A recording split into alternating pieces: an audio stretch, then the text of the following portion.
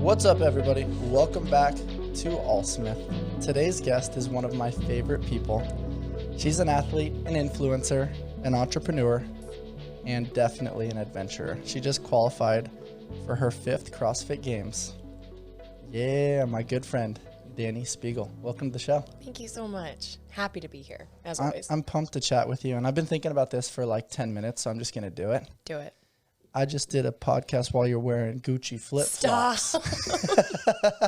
I almost didn't wear these because I knew you were going to call them out. I love them so much. For those of you that don't know, I'm very fortunate to train alongside the famous Dani Speegle on occasion, and I hide her shoes when she's not looking.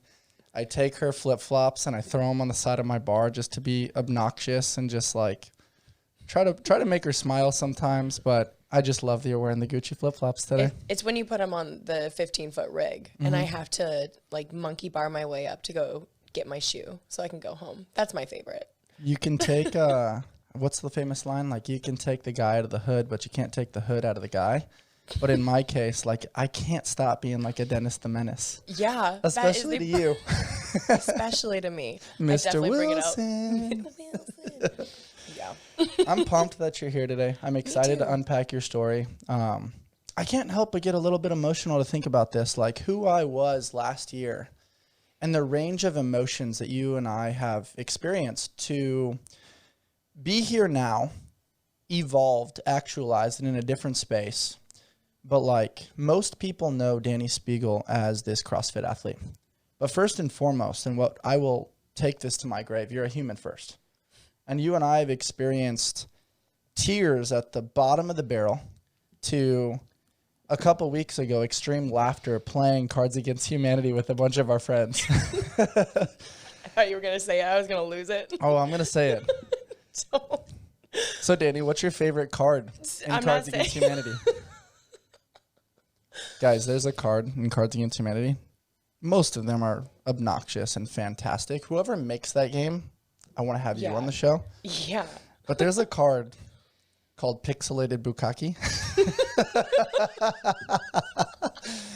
It's so inappropriate, but it is so funny. And you get like these belly laughs. And then when she starts laughing, I start laughing. And then our crew of friends starts laughing. It's like tearful laughing to the point where the next day my mouth hurt, my stomach hurt. You get to that point where you're like wheezing and you're like, this isn't even laughter anymore. I'm in pain. Totally. But it is cool to like think about that and like zoom out for a moment and think like, wow, like we have this special relationship with our friends.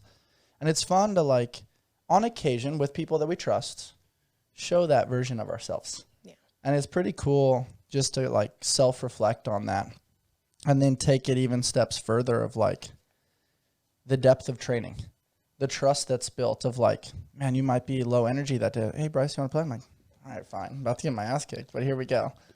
But it's just cool to reflect on our journey so far. But what you've been up to, like a lot of what I've observed is like you've developed this amazing, I wouldn't even say balance, I would say harmonization between work being your training, the influencing, the travel, the modeling, the brand connections with play. Like you're doing a lot of volleyball, a lot of pickleball. This offseason, you even integrated some rollerblading with the famous Sam Dancer. Mm-hmm. What's it been like to kind of not have the dosage so high of like work, and seriousness and balance it out with this great ratio of play? It's been interesting. It's been a journey to find a good balance, but it's been amazing. Obviously getting into CrossFit, everyone has the dream of going to the CrossFit Games, podium, like getting on the podium, whatever it may be. But a lot of the times when I've had moments where I was solely focused on my performance in CrossFit were some of the most miserable of my life. It was like you had nothing else. You were focused on everything. And that life is built for some people and they love it and they want to chase that dream. And I wasn't fulfilled by it anymore. And so getting outside of the gym and just realizing happiness was one of the best things I could have done. And it sucks that it took me so long to kind of find that balance, because one of the things that my dad always used to say to me growing up is just like, you got to know how to play. You have to have fun, and you have to know for the rest of your life, like, how to play. Like, just go play. And I lost that for a really long time. But I found it again through the great community that we have. But it's been really nice. My heart is pretty full right now after this season. What makes me so happy when you say that is like there's the cliche, it sounds good to say you got to know how to play on a podcast, but that's not you. Like you actually play. Like you say those exact words, hey, do you want to play? Mm-hmm. And then like in between either sessions or in between workouts that maybe we execute in the gym, it's like it's playful banter. It's screwing around. It's juggling handstand play. Maybe it's jokes, or in my case, downloading dad jokes and trying to be incredibly inappropriate. But it's like, it's actual play. Like, how do you live so authentically in the sense of like, you're not just doing things for the clicks? Like even in relation to the community, just Saturday, we talked about this. You enrolled in the Glow Row for the Dancer Love Foundation. It's really easy to like show up, make an appearance, and then dip. So that way you check that box and it shows to the community, hey, I should face. But you participated the entire time. And you actively participate in the sense that every time it was your turn, you're pulling in the 120s, the 130s, like you're physically where your feet are. And that to me, as like an outsider looking in, if I didn't know you personally, if I was just a fanboy, I'm like, wow, she's doing the things that she said she's going to do.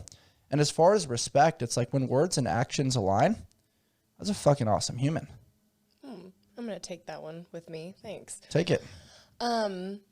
I just, it's kind of funny because it's almost like a selfish thing is you can be super authentic when you just refuse to do anything that doesn't, set your soul on fire. Mm-hmm. And things like that where you're going in and you're just brutally hurting in a workout in the gym with your friends, you get some of the most genuine and authentic reactions and emotions from people, and I eat that up. I love it. And, some of our best moments have been when we're dying in the gym together, and I love that. So I think it's like kind of weird to say, but it's like it's a selfish trait that I can live so authentically, because if I don't want to do something, I really don't do it. Yeah. And a lot of times is, people say, oh, well, if you don't want to do something, you don't help out other people. And it's like, no, but I actually really enjoy, helping and spending time with people. So very rarely do I get into a situation where my selfishness really affects other people, but it might affect, some things like down the road, like I'll choose play over work, but hasn't really bit me in the ass yet. So. I think you found the right ratio. And like, speaking of like granting people the permission to be more vulnerable, it's like you're authentically human. Like we joke about sweat, and just the other day we were doing like a sandbag workout, and like I had boogers on my shirt. And that was like a moment where we just like laughed, like, hey man, what's on your shirt? And I'm like, I don't know. It was like fluff and breathe it, all the things. Like, I don't even know what to call this right now. But it's like every single person on the planet is going to have a booger at some point. Every single person is going to have a moment where they're not like posing for Instagram and have their best look. And like you get to see people authentically in the midst of extreme vulnerability. And then within that, it's kind of like the trunk. And then you get to build the branches of like, yeah, there's going to be laughter. There's going to be tears. There's going to be lashing out. There's going to be inappropriate comments. But it's like it's easier to forgive when you realize, like, I just had a moment. I just had a day. I didn't sleep good last night. I was triggered by this thing or by that thing. And it's like when you build that trust with another human, it's kind of like, fuck it. Like, cool, you had a moment. It's gone now. We're back. And like you definitely do that. And it's not just with me. Like you do it with the entirety of the tribe of people. I mean, since I've known you in the beginning. And it's a really cool thing that I wish more people knew about you, because they just have this false perception of reality based on what they see. And what you see is not always what actually is. It's kind of funny because anyone who's in the public eye, I think, goes through that. Like, we don't really know anyone until we really, know them.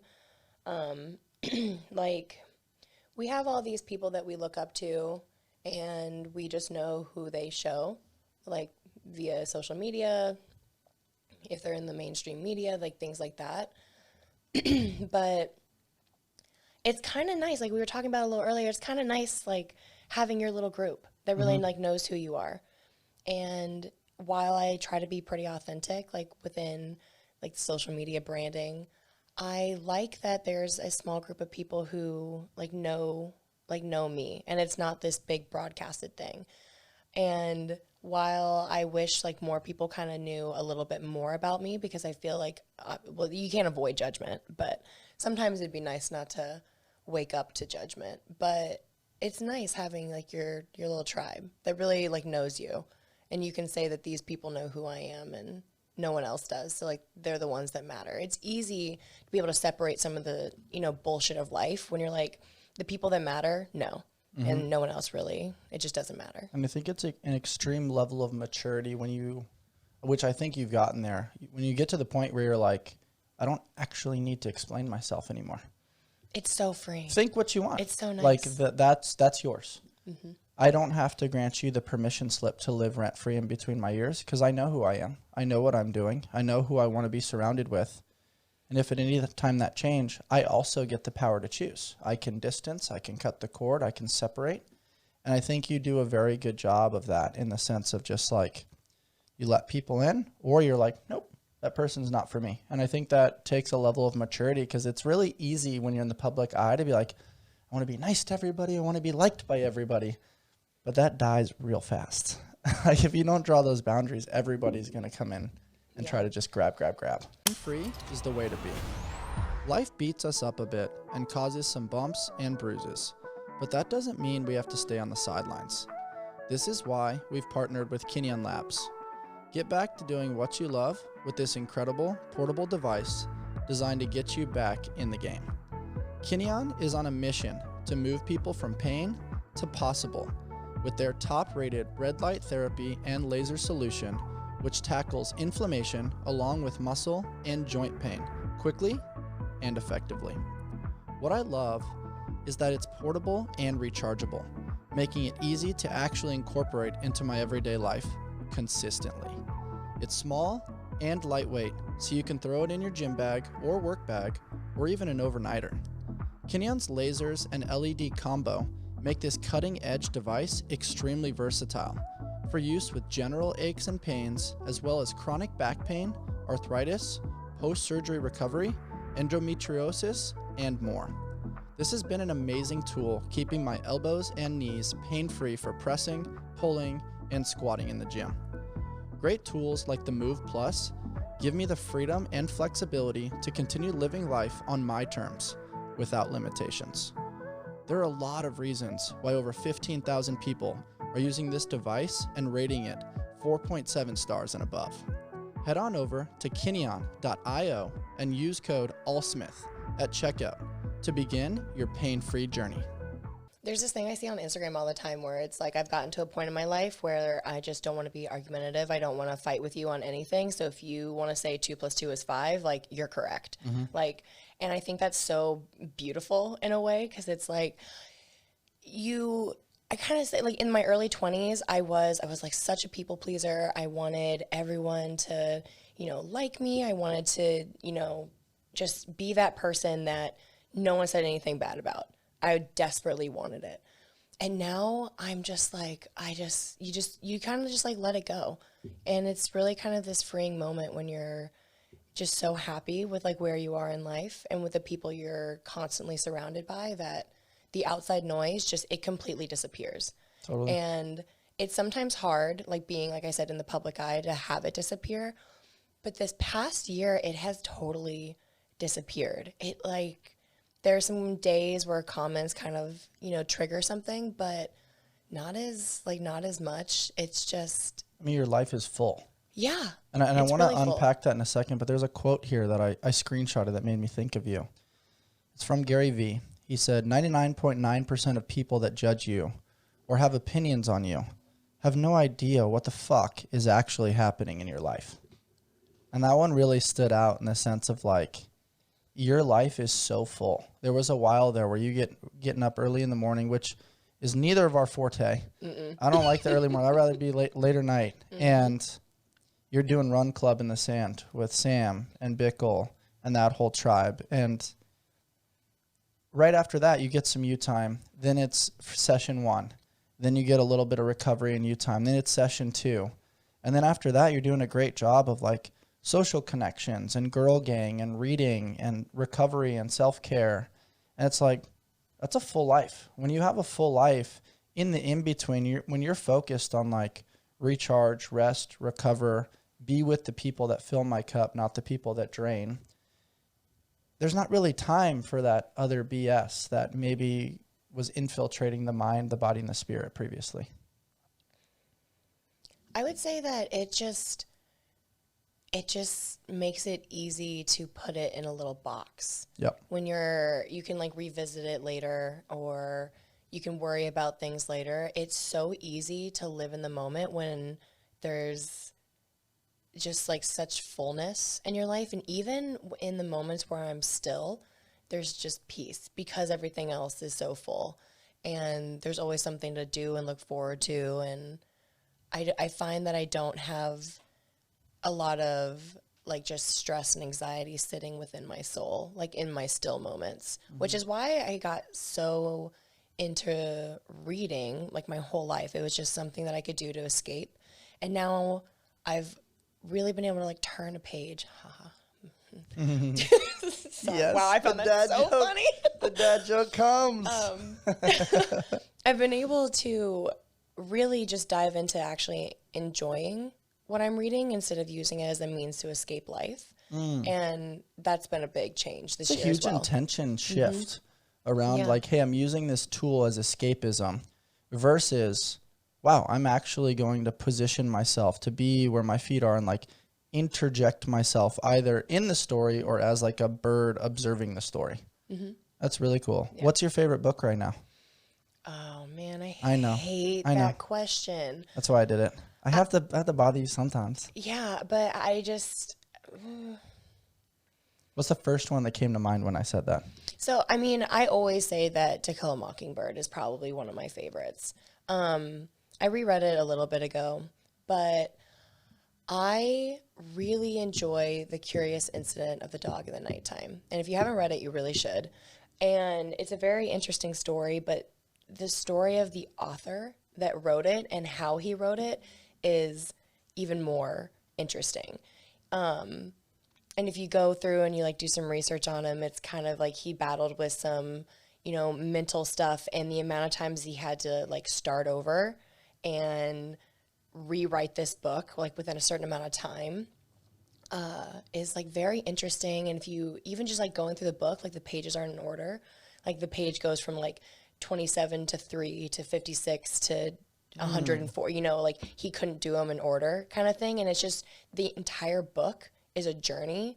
Like he has a beautiful story within the book, but then also you get to kind of hear a story about like who he is as a person just from like looking at how the page is laid out. And so it's one of the ones that always just kind of like a little thought provoking. And I like that a lot. I'd have to check it out just because really like good. humans are like that. Yeah. Like the human mind wants to categorize like black and white so they can like scale it and understand it. But we're so malleable and like clusterfucky that it is like that. It's like 1 to like 27 to 3 to 46. And it's like, it does bounce around a little bit like that. Yeah. I think it's cool that he created a work of art that actually lives that way so you can see it firsthand. And some people might categorize that, oh, that's unprofessional or this, that. They might have whatever opinions, but it's like, it's real. It's real. That's special. Yeah. Real over That's professionalism really cool. any day. Yeah, totally. You just qualified for your 5th CrossFit Games. I did. Boy, it was stressful. Yeah. But, I mean, we talked about it. The emotional maturity, knowing that the last day was going to be a good day for you. Staying calm in the midst of the adversity and the lead up. What are your thoughts when I say 5th CrossFit Games? I mean, that's one whole hand. A whole hand. That's so cool. Oh, the first thought is there are people who have been doing this who have 2 whole hands. And that is incredible. Yeah, I can't. Oh man, that's insane. Yeah, I'm built a little different. A whole hand is really happy. I like a good high five.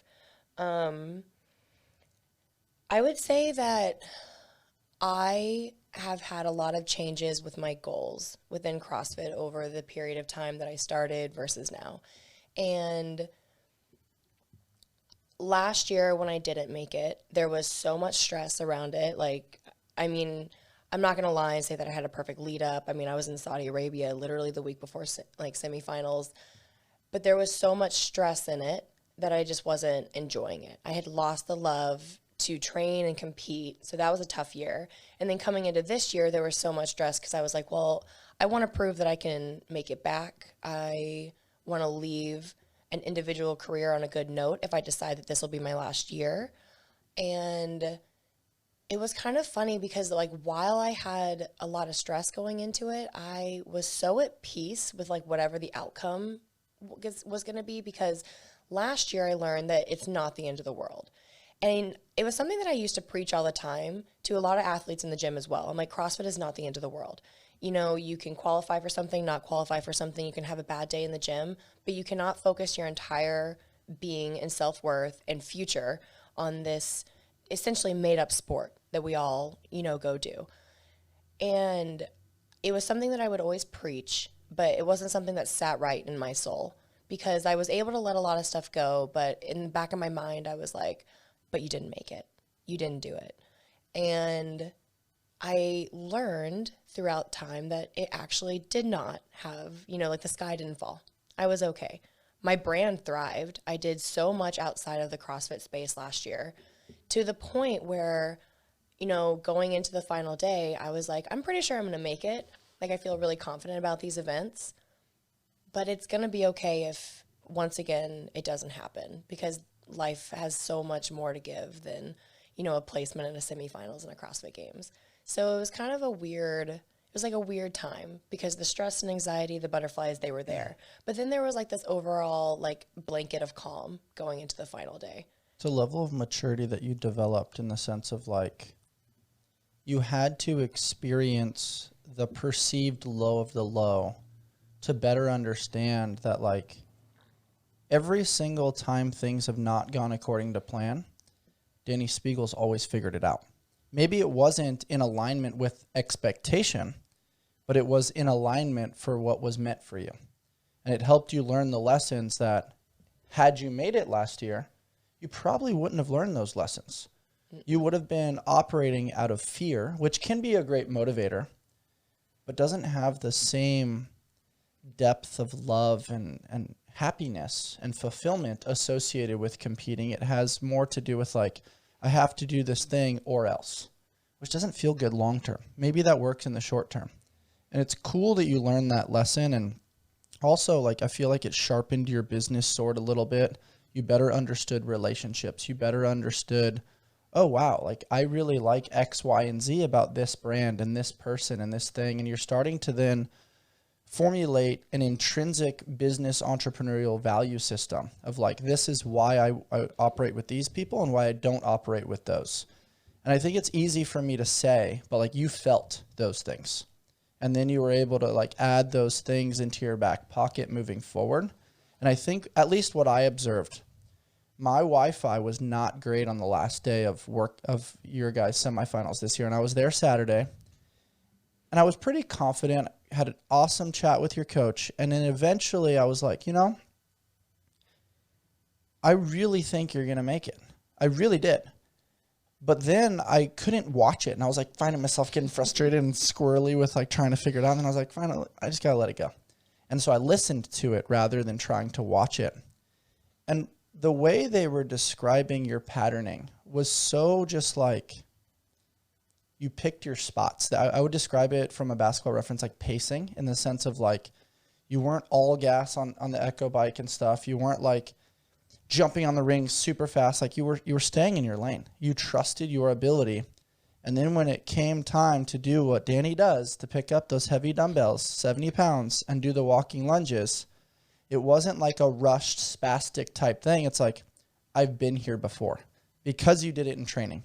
You did it twice in training with a little bit of a rest interval in between. You had the experience and the wherewithal to stay calm in the midst of adversity. And I just thought that was so cool because there's transferability to whatever your next chapter of life is. In the day-to-day life, you're stressed about something. It's like, okay, let me recognize the stress. Let me orient myself and regulate my physiology. Cool. Let me give it some time and space.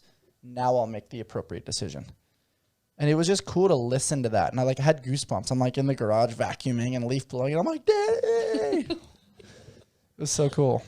It was a really cool moment. That was probably one of my favorite events that I've ever done, in competition. Because it was one of those where it's stressful. Because it's it's essentially, we can call it a sprint. Because, you do the bike and then you're done. And then you do the muscle ups and then you're done. And then you have one length of walking lunges and you're done. What was the workout for people that don't know? So you had to do 25 calories on the Echo bike, and then you had to do 15 ring muscle ups, and then I want to say it was I think it was 72 foot lunge. Yeah, it was a weird number. They do these things, and it's just 63 and a half walking. Yeah, I think it's honestly just to mess with your psychology. Probably, so you're thinking about it. Probably. How many steps is it going to be? Yeah. Except for I never think about that. I hate that. But yeah, so it was just, you just one and done kind of thing. And so it is stressful because it's one of those where it's very easy to get caught up into the person next to you. We're all on the bike and then all of a sudden people start getting off and you're like, oh, I still got 4 more calories. What am I going to do? And then you're like, no, stay in your own lane. And then you jump up into the rings and you come down and there's we're all chalking. It's funny. You'll be down there and you'll kind of chalk and people will kind of start looking around are you going to jump back up yet? And I didn't have that moment. That was the thing. It's I didn't look around and I was like, you'll be fine. And then I jumped up to go into my second set and my grip flipped and I grabbed the thing and I had a moment. I was like, you can either panic and just try to do a set right now, or you can come down and take the extra 5 seconds to regather your shit and try again. And I came down and I remember so distinctly, there was a group of people right here and they didn't agree with that decision. They were like, what are you doing? I remember just the yelling. They were like, you've got to get back up. And in my head, I said, no, I absolutely do not have to get back up right now. And so I waited, I jumped back up and I was fine. And then that's when I knew in that moment, as soon as I was done with my ring muscle ups, I did take a little gander out onto the field and I was like, I'm going to hunt them all down. Mm-hmm. And they're all so screwed because here I come. I was like, you guys didn't get a big enough lead on the gymnastics. So it was a really cool moment because from the second that I got off the rings and looked at the field, I knew I had qualified. Mm-hmm. It was a really cool moment. That's so cool. It was so fun to listen to that and well deserved. Thank you. It's one of those things where it's we've jokingly talked about the silly programming of just the 5K or randomized just gymnastics workouts or randomized just weightlifting. But when you have a unique combination of everything, let's see who the actual fittest person is.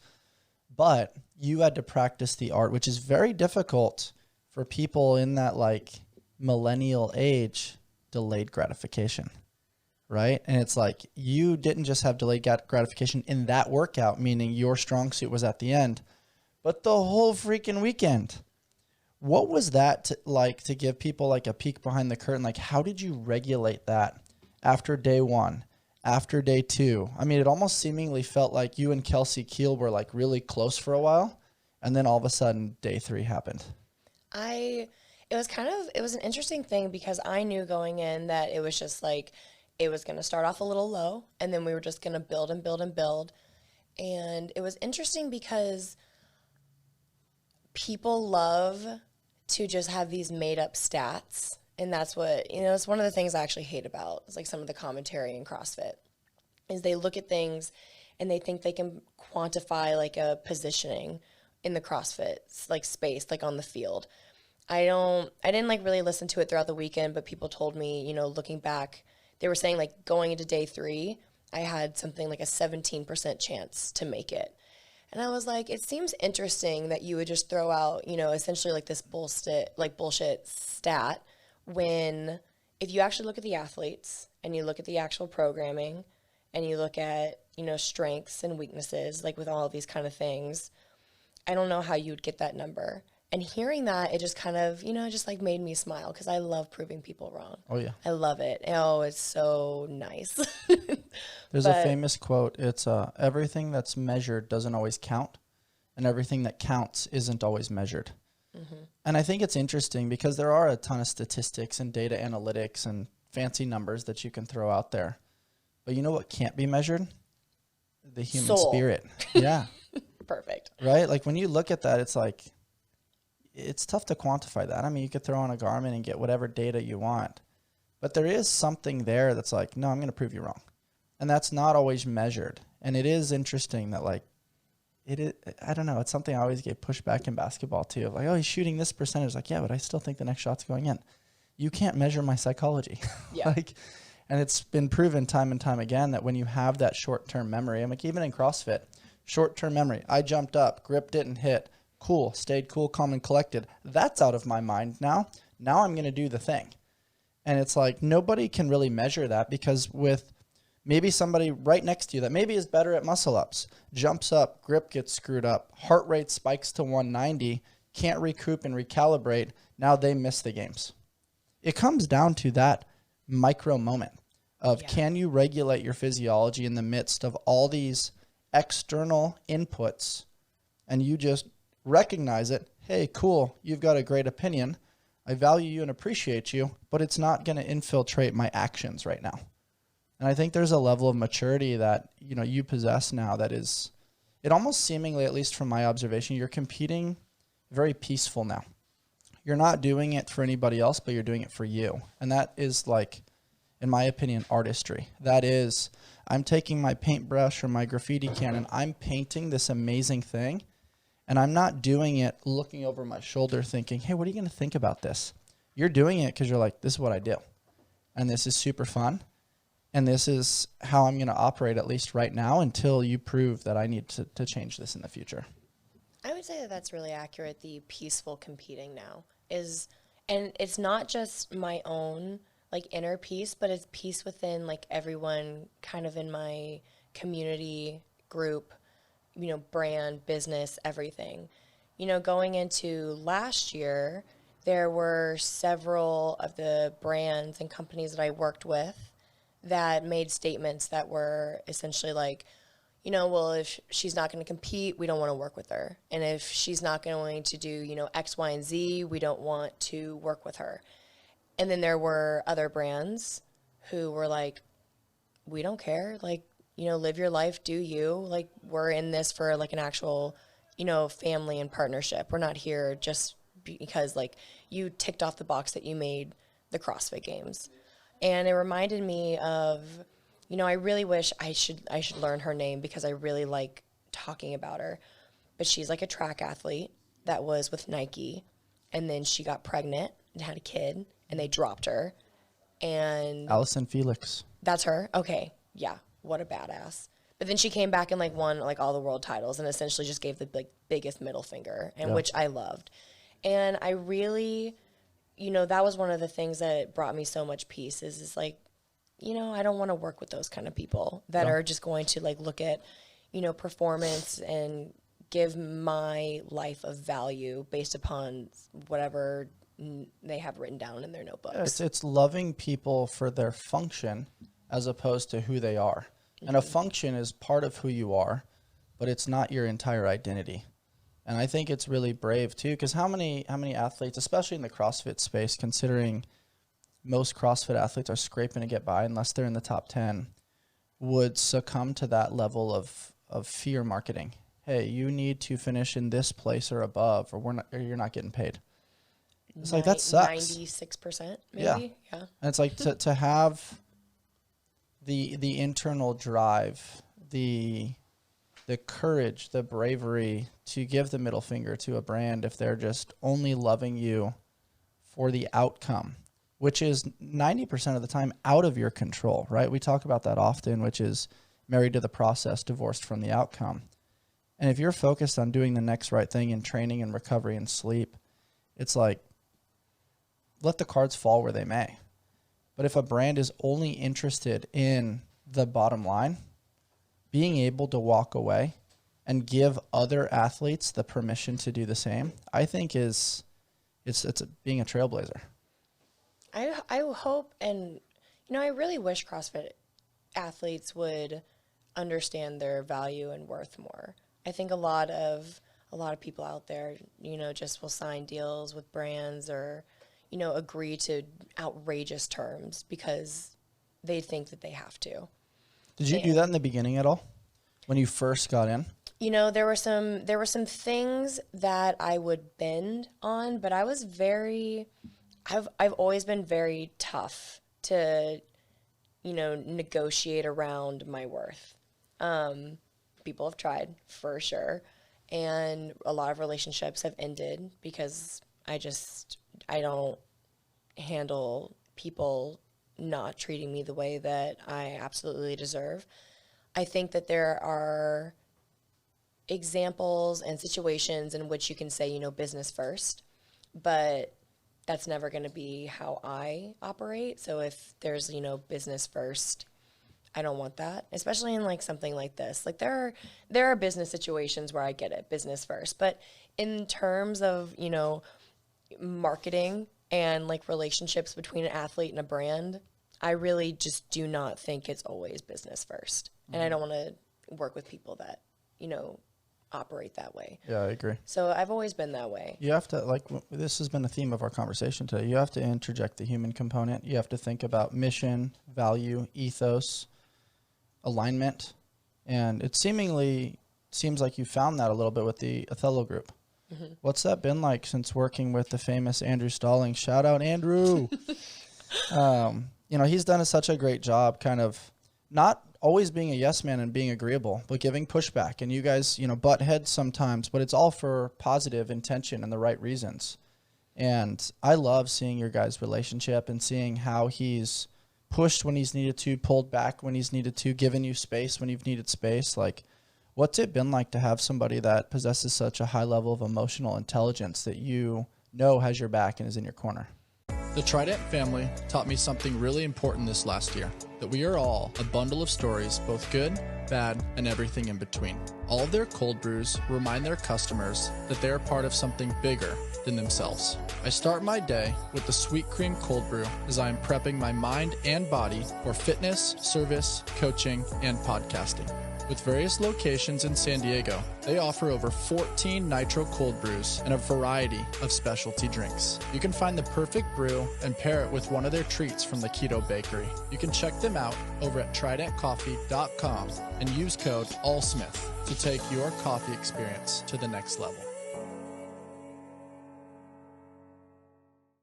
It's pretty sweet. I have to admit, I held off for a really long time getting like a manager agent role, just because I was like, no one's gonna defend me like I'll defend me, so I'm just gonna negotiate these deals on my own. Like I'll handle it, and I'm glad I did it because I have like a deep understanding of how all of those conversations work, like how negotiations work, how contracts work. So I'm glad that I did it, but it's really. Again, it just brings peace, knowing that you have someone out there who really will like fight for your best interests. And it's funny, like some people will, they'll joke and they'll be like, oh, well, you know how Andrew is. And I'm like, I do, which is why I've hired him and don't talk about him like that. Like people will try to get around it and just like think that they can come to me and I'll be easy on them. And I'm like, there's a reason why we work together. And in reality, like he's going to be nicer to you. So don't come to me thinking that you're going to get sympathy just because he told you that your deal was bullshit. Mm-hmm. So it's really nice. It is really, really nice to have someone who I can just, I just like let him go, dog off leash for sure. I'm like, just, that's the thing about Stallings is that like he filters through the BS. He can like use the eraser to get past all of the fluff to be like, okay, what's tangibly here? Is it a value add? And, I've talked about it many times. It needs to be a win-win for both sides. If only one side is winning, it's not gonna work long term. And I definitely think that's very appropriate for the long-term vision of your brand and where you're trying to go. And I'm a big Stallings fan. That dude's crushing it. Same. He's great. I also, I attribute a lot of it to he's had work in, I hate to keep saying it, but in like real sports, in real professional sports. Like CrossFit is still so new in this whole realm of business that there's not like real things, like real deals going on. No CrossFit athlete is getting, multi-million-dollar deals. Like, it's just not a thing right now.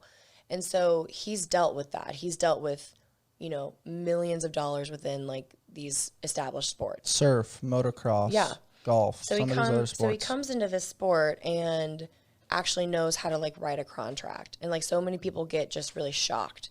And they're like, well, this is how we always do it. And it's like, okay, well, we're going to change that now. And it's unfortunate, but there are a lot of figures in this space that are calling themselves agents and managers who worked another 9-to-5, was a fan of CrossFit, and then they were like, well, I have a couple relationships with a couple, you know, people and some brands in this space. I could be an agent. And they have no idea really what they're doing. It's very all in-house. There are a couple brands, like whenever a new brand comes into CrossFit, they can probably get a connection, but they can't branch out from CrossFit at all. And they are doing a disservice to a lot of the athletes because they just decided that they were going to, you know, try out this job and not do the work that they needed to actually take care of the athletes in a way that was appropriate. Yeah, totally. I think that's a really good observation. And speaking about like branding within the sport, since you've been like a pivotal component of the sport, there's been so much volatile change within the partnerships. Just switching from the title sponsor being Noble previously to GoRuck, we've seen changes from Thorn to Momentous. We've seen all kinds of volatility within partnerships, quite frankly.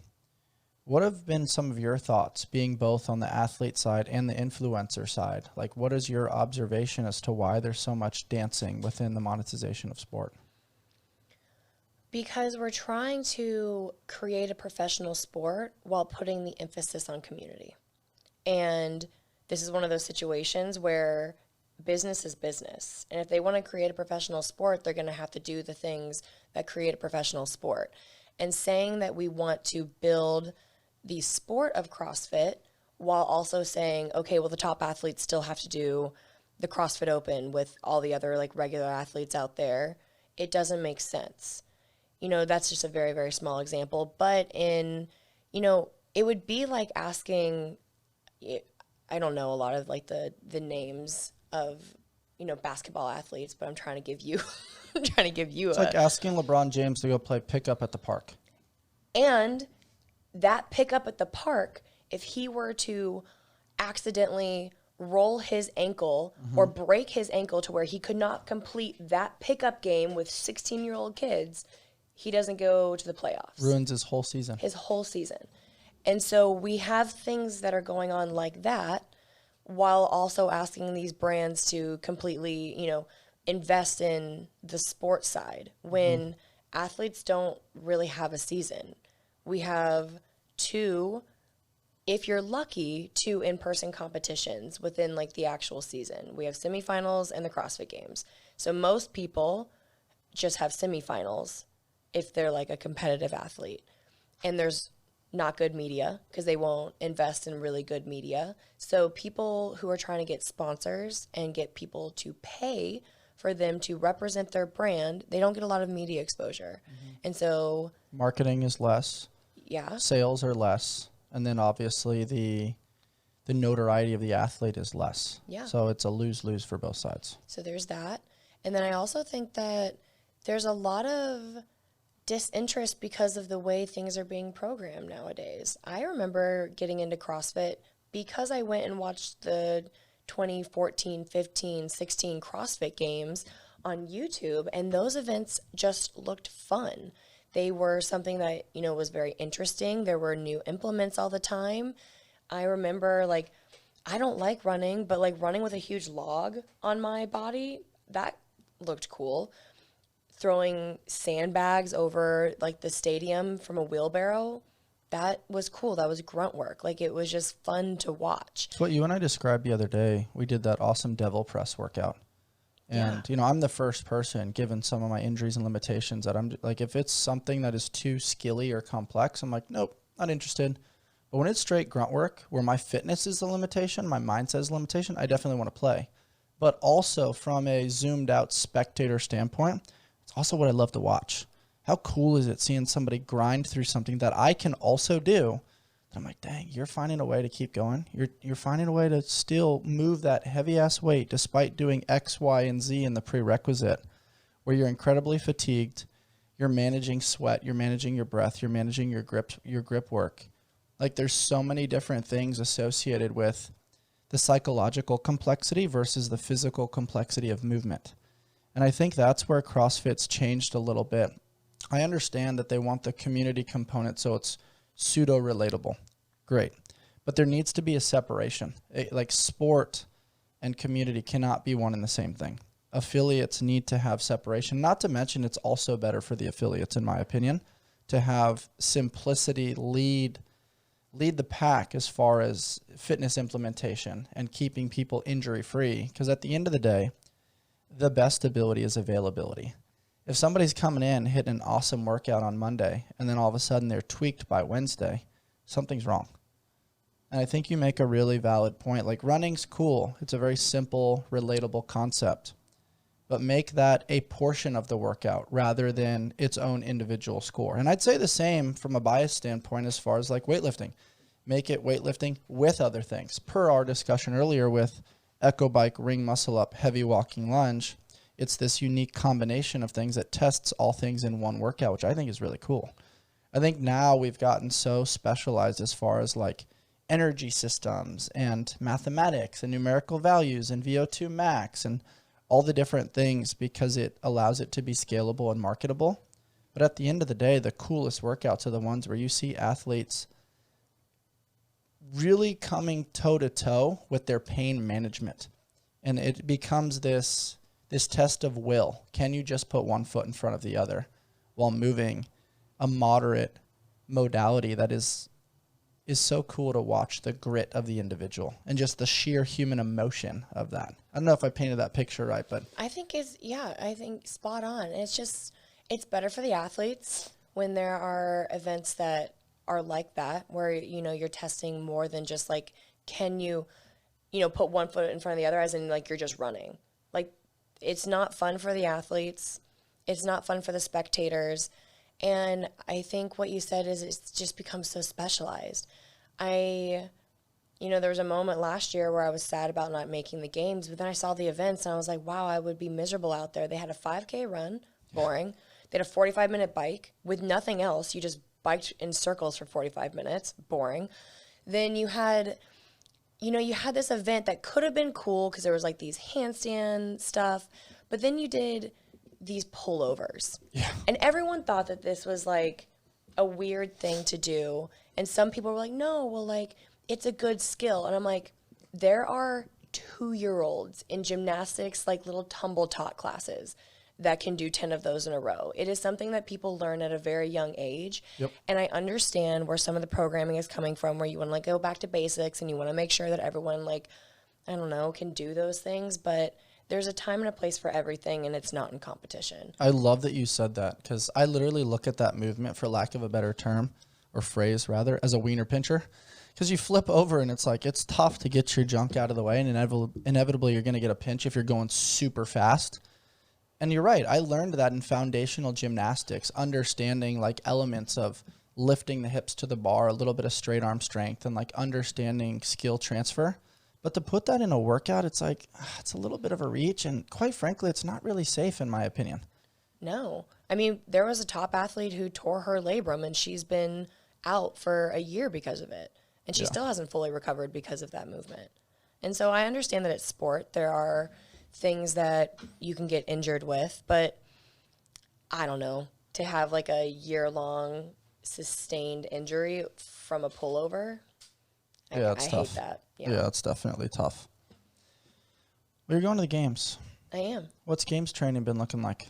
A lot of outdoor stuff. A lot of just grunty. It's kind of weird because now we're changing venues, and being in Madison, we knew it was going to be like half and half, Indoor, maybe. outdoor. Yep. And now we've got, CrossFit saying that, we're going to be in Texas in August, so it's going to be really hot. So most of the events will be inside, but they haven't given us a percentage or anything, so we have no idea. I am banking on it being 98% indoors. I think so too. And so I'm trying to get back to CrossFit. Like I'm really staying inside the gym, whereas a lot of times games training is you are outside. You are doing anything and everything outside. You're doing outside, biking. You're getting on the road bike. You're doing open water swimming. You're doing big, long runs in the sun with sandbags and rucks and all this kind of stuff. And while I'm sure we will have one or two, it's the Go Ruck CrossFit Games, so I'm sure they'll send me on a little ruck trot at some point. Mm-hmm. I really think that we're going to see a lot of indoor, like CrossFit, like back to old school CrossFit workouts.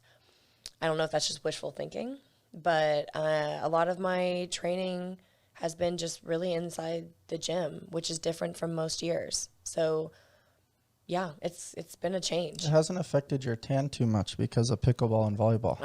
I'm gonna be tan for the CrossFit Games. That's the goal.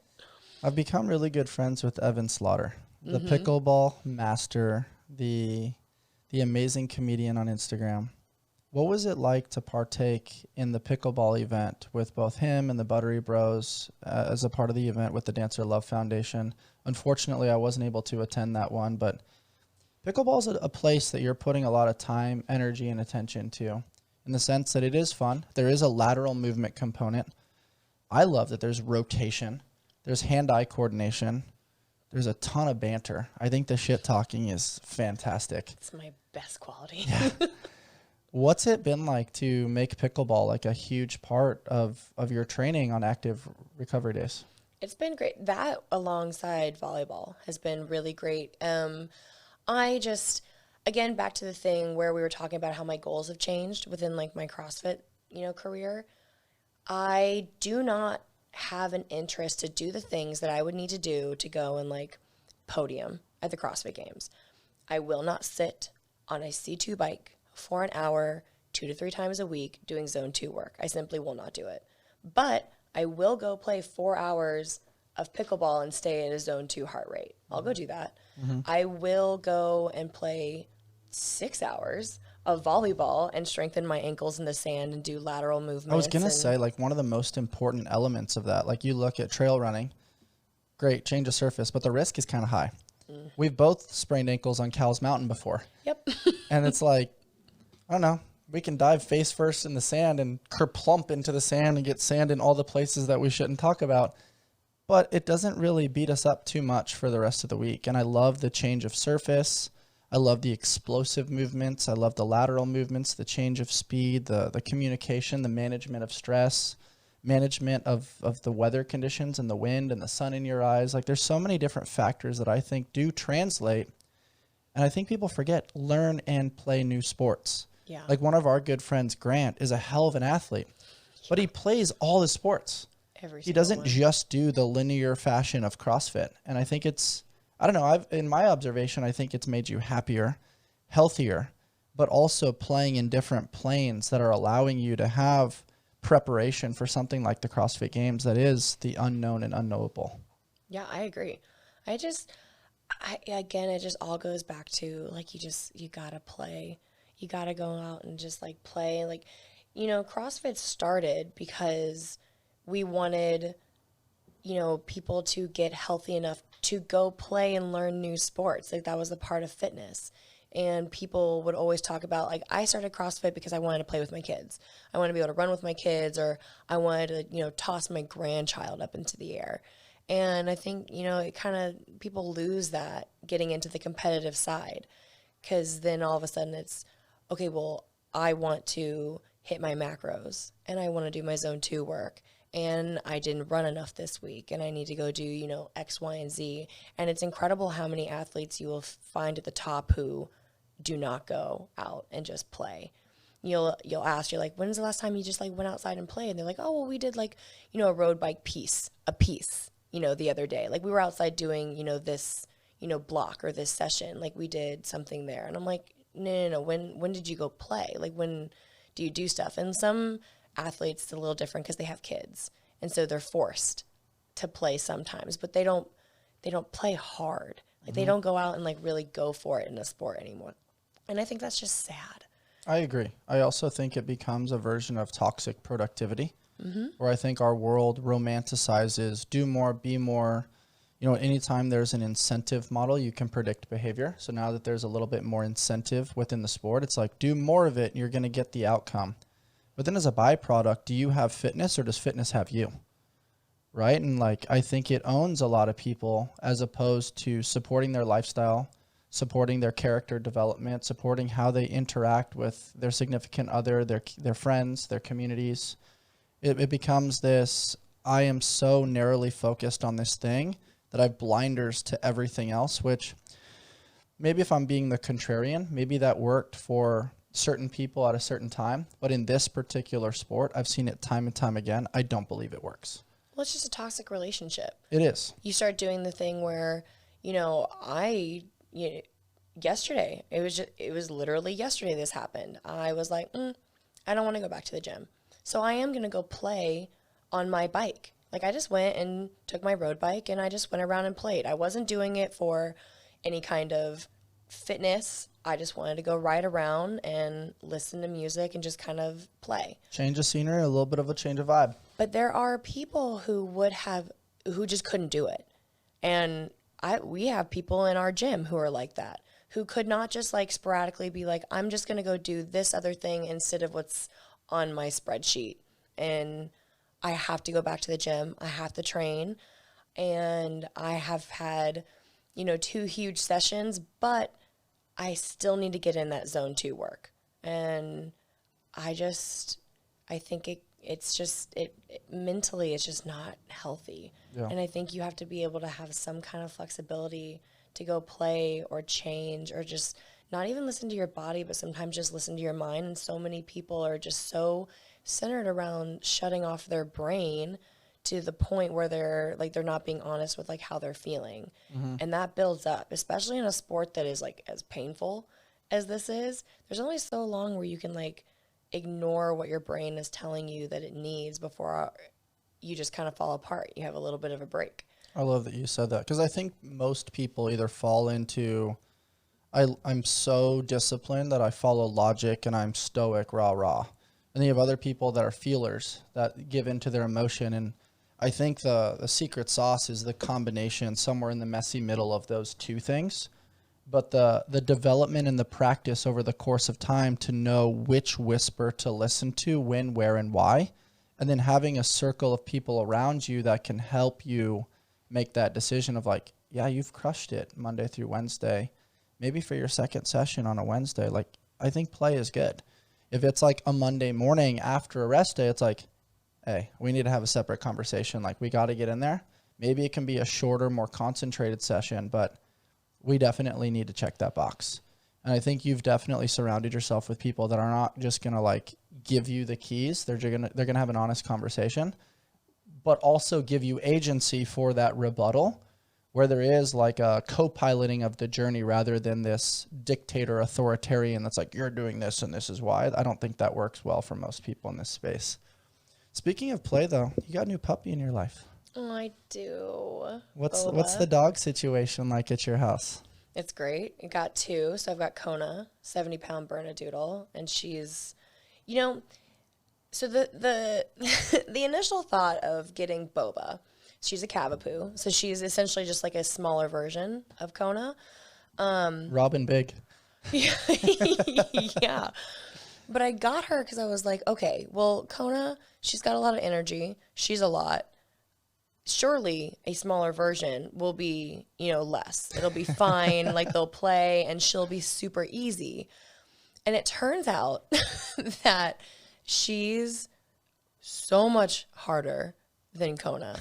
She has way more energy. And I was like, there are things like, you're training a dog and the dog will want to jump up and like love on you. And I was like, okay, well, I mean, if it's small, you can just kind of, bat it away and like continue like chopping your carrots or whatever it is that you're doing.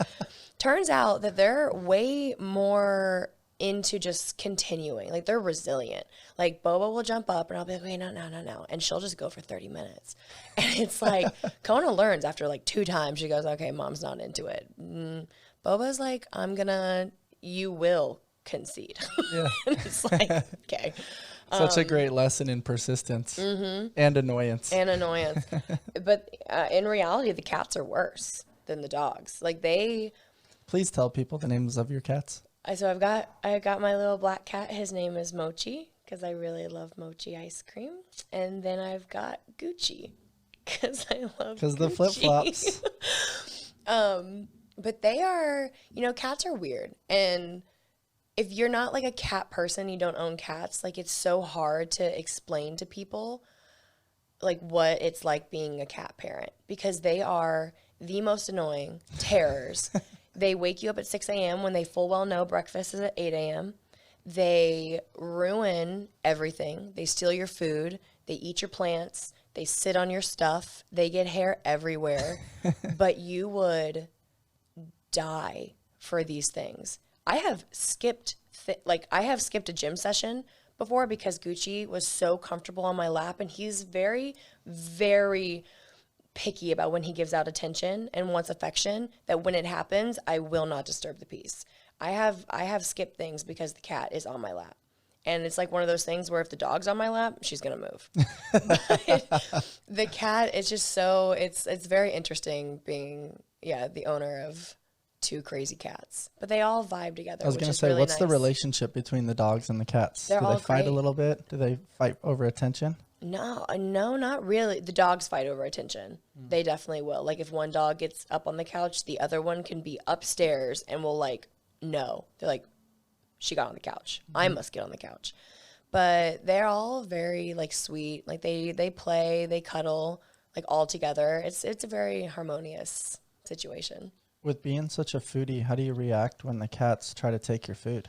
Yo, we fight a little bit. We fight a little bit, but you ever find yourself just flipping a little middle finger to the cats? Yeah, yeah, I do. I will. It's just like you have to practice such patience with them because, like, again, like I've seen things on Instagram where people kind of train their cats, but you don't train a cat. Like it's humoring you. It's like, okay, I'll do these little things for you, but cats are very much like if they're gonna do something, they're just gonna do it. But you can't like leave anything. Like you can't like chop up some chicken and just like run to the fridge because they're up on the counter. They're quick. Yeah, like the other day, Mochi stole an entire raw chicken breast. And I had to chase him through the house. He just has like, it in his mouth? And big, like it's about as big as him. And he was just like running through and I was like, Jesus. Awesome. And then the other day I got a breakfast burrito and actually I think one of the cats might have knocked it off, but then Boba ate it. And I was like, it was after a really hard that would have got me. You take my breakfast burrito. Really I'm not hard happy. Session. I had to practice some patience on that one. But how do you like your breakfast burrito? Oh, if anyone has a different answer to this, they're wrong. So crispy hash browns. Oh, hash brown. You got to have a potato in it. If you don't have a potato in the breakfast burrito, like you're wrong. You got to, of course, have the egg. You got to have the avocado or guacamole, must do, salsa. I like bacon, but in addition to bacon, I really like chicken breast because it makes it kind of like this California Club breakfast burrito. And it's so good. I also am a big Tapatio, like salsa person. So that's another one. I'm trying to think of other things. Pretty much you have to have like those essentials in like a breakfast burrito. If you have your own like additions, that's fine. I'd add that I like the potatoes and the bacon to be a little crispy. Oh, well, the texture. Yeah. You got to have the texture. Yeah, totally. Because when you have a regular burrito, you can have chips. And so you have like the different textures. You got a little bit of crunch. So in a breakfast burrito, you have to have the crunch somewhere. Because I feel like chips would be a little weird with a breakfast burrito. So we know how you like your burrito. What's this coffee situation? You have a coffee maker at your house. You could make it.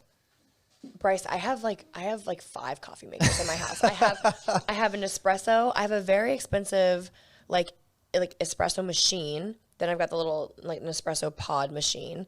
Then I have a slow drip contraption. Then I have like this, it's called like a Belgian like coffee maker where you like light a little fire and it heats up and then this thing like tilts and it's so beautiful. I haven't used it, but on Instagram it looks beautiful. I have one of those. I have like a cold brew. Like I just got like one of those cold brew. I don't even like, it just makes cold brew. And you use none of them? No. I so desperately want to be one of those people that, like, I love the coffee videos, like on TikTok, Instagram, whatever, where they like get the beans and then they have that like aroma. I think it's just water, but they spray it because the beans need to be a little wet for some reason. I don't know. But then they like do this, and then they got the little tamper and then the twirly thing. And I have all these tools. I have all the tools to do these really cool things because I want to be the person that does that. But then I simply wake up 5 minutes before I have to get out the door. And I was like, even the Nespresso machine is longer than 5 minutes. It takes 5 minutes to heat up. Yep. So I just leave and I just go get a coffee. I know why you're bringing this up, because you want to talk about the fact that I DoorDash coffee when it's like it's 60 seconds down the road. But it's so nice to have your coffee delivered and you haven't had to get out of your pajamas. Oh, I agree. I don't knock what you're saying. I'll also say this. I very much admire and appreciate the process-oriented people. Don't start laughing, because then I'm going to start laughing. The process-oriented people, I'm such a fanboy of them. Yeah. But I also am so precious with my time. And I'd rather spend it doing the things that add a lot more value to my perceived value system. And it's really not sitting there making a fancy bougie coffee. Like, I'd rather just drink cold brew. Yep. And kind of keep it simple and then get on with my day. And so I'm actually on your team on this one. I still think it's funny, but it is pretty cool that you're a pseudo coffee snob-ish.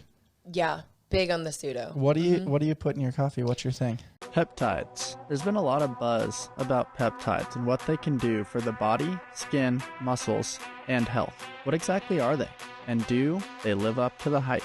Your body makes peptides. They are strings of amino acids, which are the building blocks of proteins. Peptide therapy involves using prescription-based peptides to help treat and manage a variety of health conditions to maximize performance. Peptides consist of 2 to 50 amino acids and are made naturally in the body to act as important signaling molecules for many physiological and cellular functions. There are over 7,000 known functions of peptides in the body, and adequate levels in the body are imperative for performing at optimal levels. Discover a transformative journey to optimal well-being with Livv Peptides. Livv Peptides offer a natural and effective approach to health support. Embrace the difference. Choose Livv for a path to vitality that prioritizes quality, innovation, and your unique wellness goals. My personal favorite is BPC 157 with thymosin beta for optimizing gut health, tissue regeneration, and healing. Head over to livvnatural.com and use code AllSmith for 20% off peptides. That's LIVVNATURAL.com with discount code AllSmith for 20% off peptides.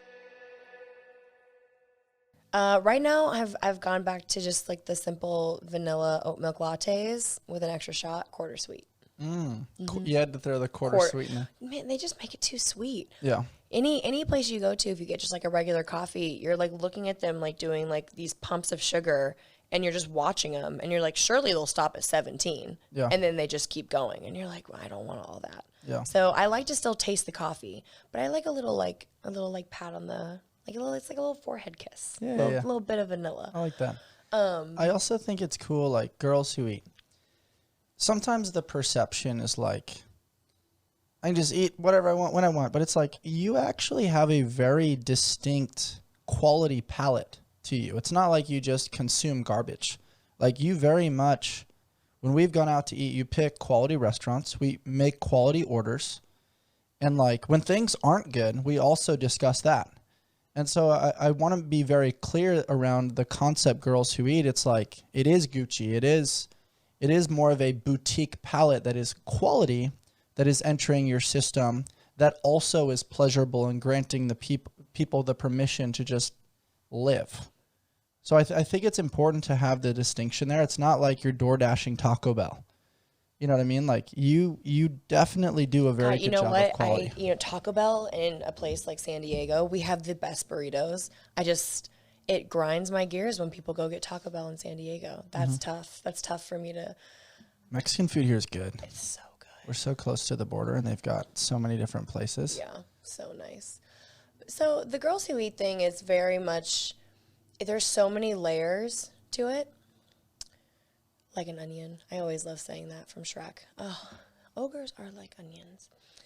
I'm about to get on a tangent. Let me reel it back in.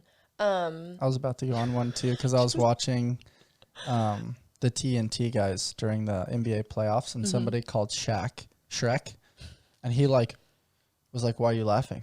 And it was like this whole thing. He's like, "That's not funny," but I thought it was funny. I think it's funny. I would have giggled. So the Girls Who Eat thing, you know, it started off, you know, very, very simple. And, you know, in athletics, if you want to be strong, you need to eat. You're not going to gain strength by being at like a serious calorie deficit. You're not going to be healthy being at a, you know, huge calorie deficit, especially over like a long period of time. And it starts, you know, affecting more than just like strength levels. It starts affecting hormones and things that are, you know, being regulated inside of your body. So that's very surface level, like what the whole Girls Who Eat mission is. But then it, you know, you dive a little deeper, and I want to empower women that strong is something that we should aspire to. Like strong over skinny any day of the week. And throughout history, there's obviously been a lot of, you know, social, economic, political things that have held women back. And I think that it's becoming a very major political issue again. And I think women understanding their value and their strength and the love that they should have for themselves and the incredible things that not only their bodies can do, but their minds can do is so important, especially in times like this when some scary things are happening with women's rights. And we need more strong women, opinionated women out there who are not being held back because society is telling them that their hips are too big. That is not what women should be concerned about. And if I can help women just be comfortable in their own skin so they can live up to their full potential that their, you know, their bodies and their minds can do, then I'm doing my job. We have given men, no offense, enough time to do what's right by people in this world, and I think women need a shot. Yeah. And I think it's time that women wake up and realize like how, you know, special they are. And there's movements, you know, it's, you know, brick by brick. We're building that whole like empowerment of women house, but that's where it has really started leading. And while everyone can, you know, we can joke around like the Girls Who Eat, like I still want people to go and enjoy their food. I want them to eat their calories, go work hard, like earn your calories. That was going to be my next question because you're so active. Like I'm like jaw dropped sometimes, like how is she still going? And it's like you're not necessarily empowering people to just be lazy and consume calories.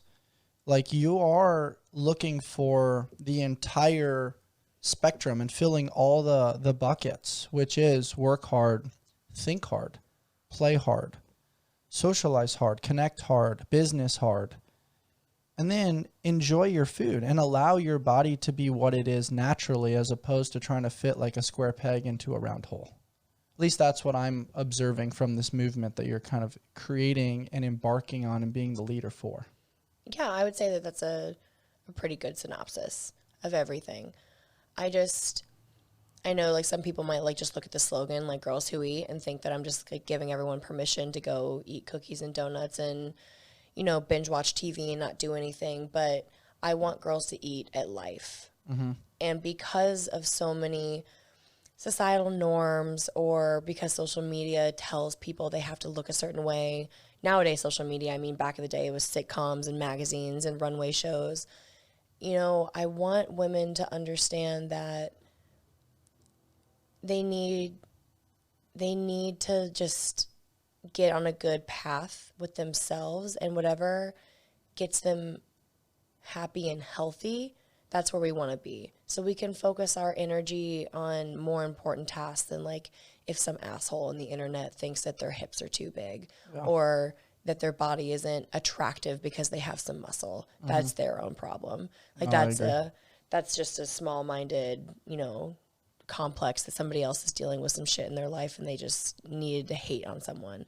And women just need to be in a space of mind where they are confident enough to ignore those things so they can focus on what matters. And that's where we're trying to get to. I think it's cool. It's decreasing the emphasis on objectifying women and allowing them to be unapologetically themselves. Yeah. The objectifying thing is like, it's a big one because while some people will in one breath say, no, like women should be empowered to like do whatever they want, and women will work so hard to be confident in their bodies and they'll finally post a bikini picture, and then all of a sudden you've got men just objectifying them and saying that they're, slutty or like whatever. And it's like, well, you can't have it both ways. And just because some woman is like showing a little bit of skin does not mean it gives you the right to objectify them and like turn into like a sexual thing. And like that's one of the big things is where women do need to feel confident that they can do whatever they want, post whatever they want. And the connotation of men having the narrative to describe what is going on needs to stop. Yeah. I also think it's really cool. I forgot who said it to me, but it was an older woman. She was referring to her daughter, and her daughter was wearing something relatively revealing, and she goes, I love that. Like, she's got it. Let her rock it while she's got it. That doesn't mean that she's going to have actions that follow suit in what some men may perceive. But she's got it, so let her rock it and let her feel confident in the moment. And I thought that was a really cool way to like grant her daughter the permission to just kind of like be in that moment and like feel self-actualized, knowing that like the outfit isn't indicative of behavior. I thought that was really a rad way to say it. Yeah. Speaking of this topic, what are your thoughts on Caitlin Clark? She's kind of redefining some of this basketball narrative and, working her ass off. She's doing some really cool things within the world of basketball, getting some hate from people in the sport. The media is obviously twirling, but then I know we're not big numbers people here, but the spectator views are huge. And, she's bringing people out to see something really cool, and I'm kind of pumped for it. It is really cool. I think it's incredible. And I think it's giving a spotlight on something that should have had the spotlight for a long time. Totally. Women's sports is... I saw the coolest commercial. I really hope that I don't butcher this, but I think it came out of France, but it was about like the Women's World Cup. And they took clips of women's games, big moments from women's games, and they used AI to put men's faces on the thing.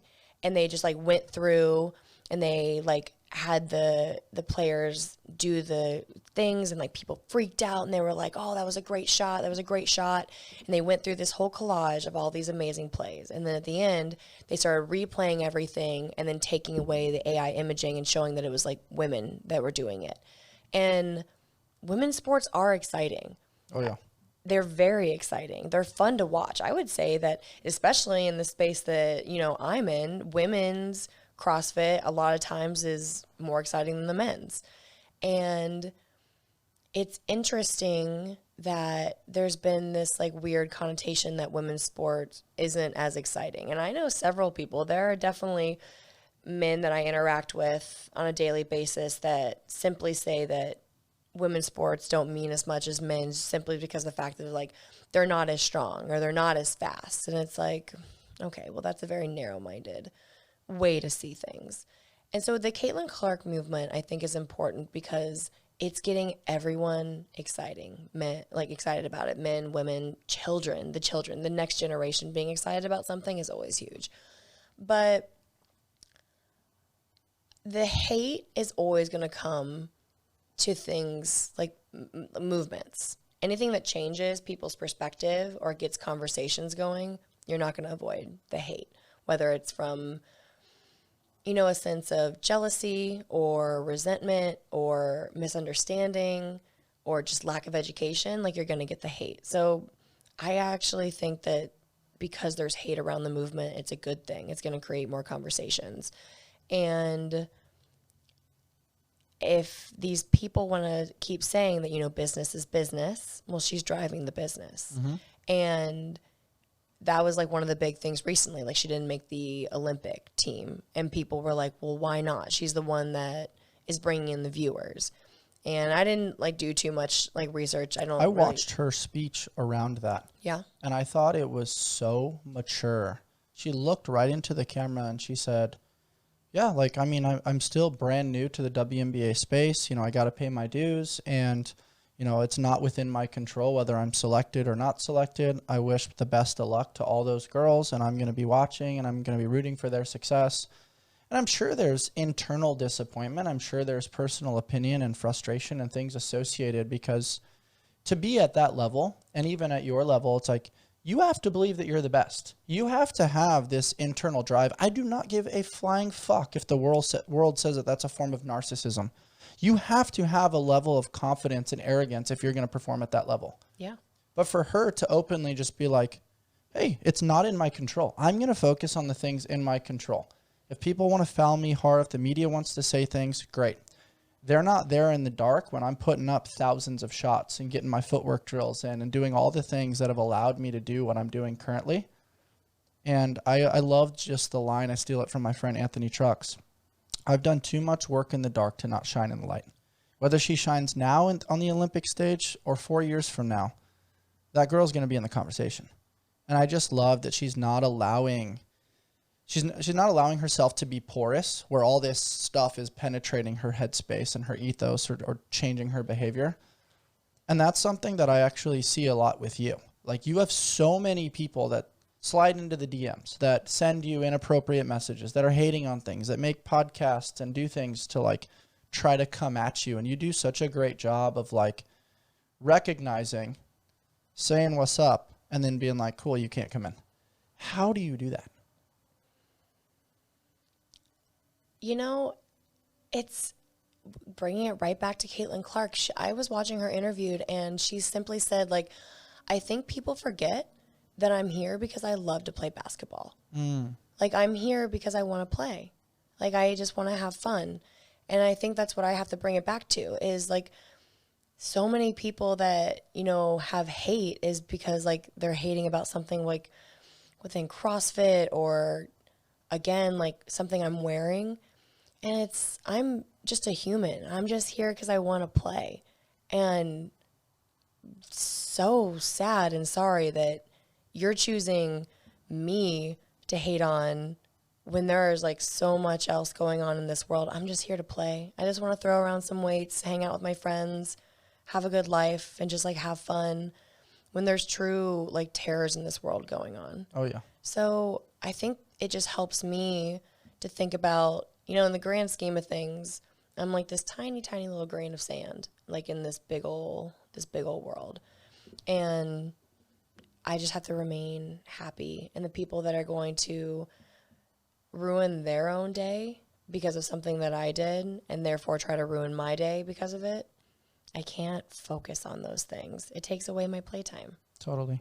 Kobe said it so great, and it seems demeaning to the wrong person, but in the right context and the way it's received, he goes, we're not that important. Like you said, like we are just a small grain of sand, and that does have the potential to make a large impact. But if you constantly think you have a spotlight on you, you're probably doing it for the wrong reasons. And I think you do a really good job of kind of elaborating that. What makes Dani Speegle so controversial? I think it's just because I'm a loud woman. In reality, I hate to say it, but I'm just a female who's unapologetically going to be herself, and I don't fit a lot of standard molds. If you look at a lot of like the top level CrossFit athletes, our bodies aren't the same. Like, we're just anatomically different. We spend our lives differently. People will spend, 24/7 in the gym.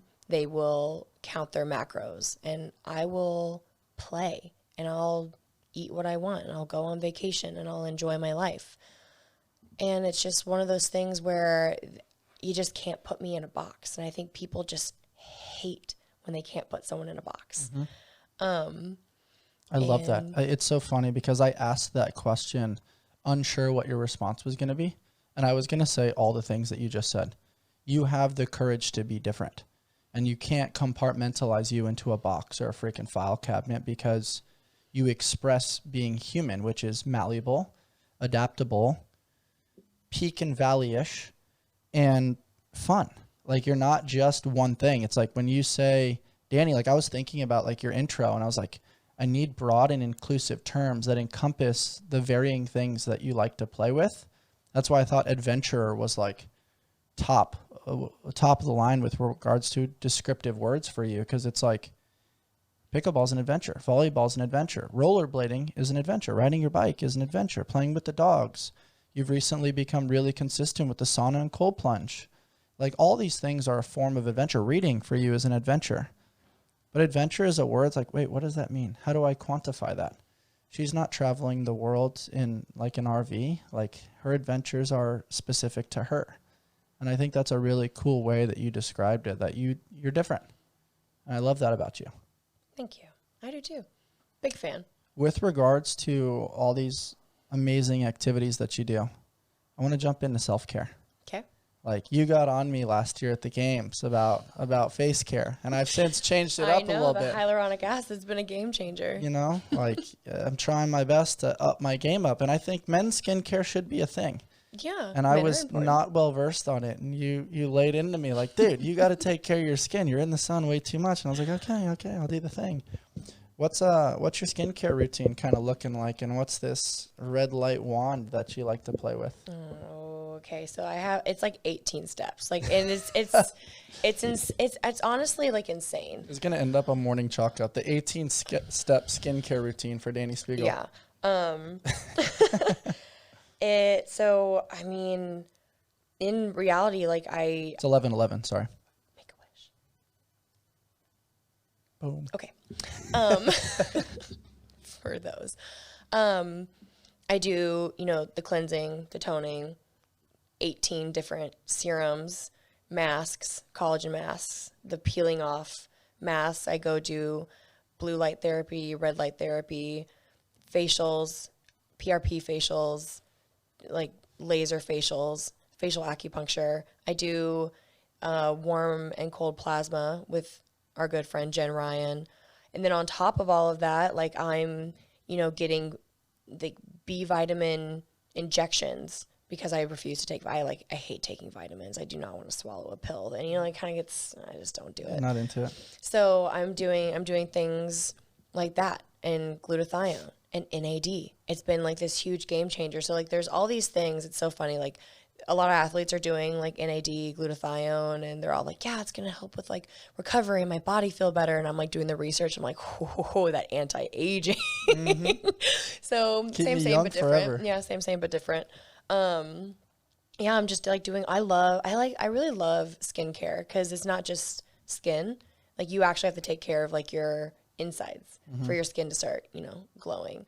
One of my big things is like I got blood work done and my cortisol levels were at just a dangerous rate. Like essentially I got on the phone with like this doctor and he was like, I actually don't know how you haven't had like a heart attack. Like your cortisol is so high.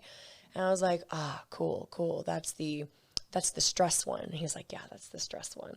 So it's been this, everything I do now is kind of in a way I'm trying to combat that. Like I now take CMOS and I do the NAD and the glutathione and I'm eating before coffee and I'm making sure I get in like full meals and I'm making sure I don't do any kind of like fasting. And there's been all these kind of things where it's like one thing where I'm just trying to battle the cortisol, but it becomes like a skincare thing. So when you say what my skincare routine is, it's a really broad, like all encompassing. And it's funny because, like influencers, they'll like get on, they'll be like, so you guys have been asking about my skincare. And like so many people ask me and I'm like so nervous to like tell people all the things that I do and like show the little serum bottles. I got to do it soon because I get asked a lot, but maybe one day I'll do a whole like skincare thing. But there's a lot. What I love about it though is like it started as like the surface level serums and baseline things to look a certain way.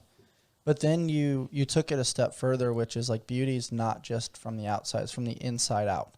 And it's like looking at cortisol, looking at blood work, looking at gut health, the integration of the CMOS, and some of these things that are enhancing your gut microbiome, which your skin is your largest part of your gut microbiome. And so people forget that sometimes. And I do think that there's these little whispers that our body tells us, hey, this thing hurts, or this thing's looking this way, or my mouth is dry, or, you know, my ear's this, my eyes are that. It's like your body's giving these little dosages of whispers to communicate to you, and you're having the willingness to listen to those and then integrate protocols from said experts or people that have experience within that. And I think it's a really cool way to practice, and also shows how coachable you are and willing to try new things. Oh, I'll try everything. The amount of, and see, like, it's a good thing, and it's also like a bad thing, because the Instagram little ads, though, I bought a red light scalp massager the other day, because it was like, it'll make your hair like a little thicker, and it's like good for, you know, like if you do it like at night before bed, it's something about like the vibrations or something will like help you sleep more. And did I do the research on it? I was like, no, I'm just going to purchase this. I'm just going to give it a shot. Yes. So I have so many little devices in my little beauty closet. You and Michael will have to compete with each other on devices. Yeah, I have a lot of them. I have like the high frequency wand too for my, I have everything. So are you using all these things? Like, how do you carve out time for it? Is it on your a spreadsheet, Google Calendar? Like, how do you find time while eating and reading and training and adventuring? Because, like, I barely have time to put my beef tallow on my face with my little, my honey which and my beeswax. Which I did order, by the way. I'm very excited to start testing that out. Mm-hmm. So I've always carved out time at night to read. And when I say, you know, like some people, when they say that, they mean like 20 or 30 minutes. Mine's 2 hours. I want 2 hours at night to like settle down and read. So now I've had to kind of like adjust now that my skincare routine takes quite a bit, where I will have like a solid like 45 minutes to an hour where I'm physically holding a book, reading. But now I've had to shift, and I have an hour where I'm like listening to a book, like doing all of my serums and wands. And I'm so happy I converted you to an audiobook, girl. Yeah. Because you probably listen to it in the sauna too. In the sauna, in the car. It's, yeah. And it's funny. I've always had a goal to, you know, get through like 250 to 300 books in a year. And I've always been just shy. I've always like, I think last year I was like at 248 or something like that. And I was like, well, shoot. so close. And so this is gonna be a game changer, because now I really do, like, I put down a book, and if I have to get into a car, like, it's so easy just to like pick up right where you are. So I'm doing nothing. Zone 2, I am listening to a book. On my bike ride yesterday, I did listen to a book until it ended. I'm seeing like a segue from girls who eat to people who read. Yeah. Because you have dabbled in the book club space in the past. Mm-hmm. What's that experience kind of been like? Like, I view it almost as like my my men's group fireside chats that I love to do. What's the book club kind of been like for you? It's so nice to meet and talk with people who understand the importance of just, you know, playing in the word space and being able to escape and just getting lost into like this beautiful world of, you know, whether it be fantasy or just somebody else's life that they're writing about. And one of my really good friends now, we've been in the same gym, Veronica, we've been in the same gym for years, and we just never really crossed paths. Like, it'd be like one of those things where I was ending a session, or she was coming in and she was in the corner, like starting her like warm up and stuff. So it was like we knew of each other, but we had never ever talked until I started that book club, and she was in one of the first Zoom meetings that we had, and she popped onto the screen. I was like, do you go to Invictus? And she was like, yeah. I was like, yeah, I thought I recognized you. And now we talk all the time. We give each other books. We go to bookstores together. We, you know, give recommendations.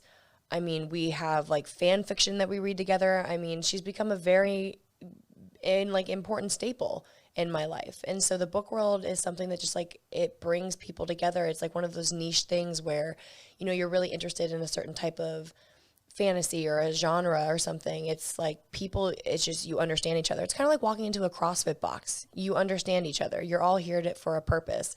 And you talk about books, and everyone there is there for, it's just like you have this bond, like this immediate bond. And it's so nice and it's so special. And I love talking about books with people. Whenever I see someone like holding, like I'm someone who, I don't like talking to strangers, but if you're holding a book in your hand, I'm going to ask you. They're not a stranger anymore. They're not. And I'm going to ask what you're reading 100%. Or if I see someone reading a book that I really enjoyed, I will automatically insert myself into their lives and talk about that book. I love that. What's coming to mind for me is if you ask a fish to climb a tree, they're always going to feel or seem inadequate. But what you do in today's conversation and peeling back the layers to you, whether it's coffee, skincare, fitness, food, books, the human experience, laughter, or play, those are all commonalities. Like you have diverse elements to your human palette, which then make you relatable. And then what happens is like somebody that you may not know that is in the corner, that isn't maybe in the same level of CrossFit regime, you may not know them. You may not cross paths because in that space, you each have variant goals. But then separating yourself and putting yourselves in a different environment allows both of you to thrive and collaborate.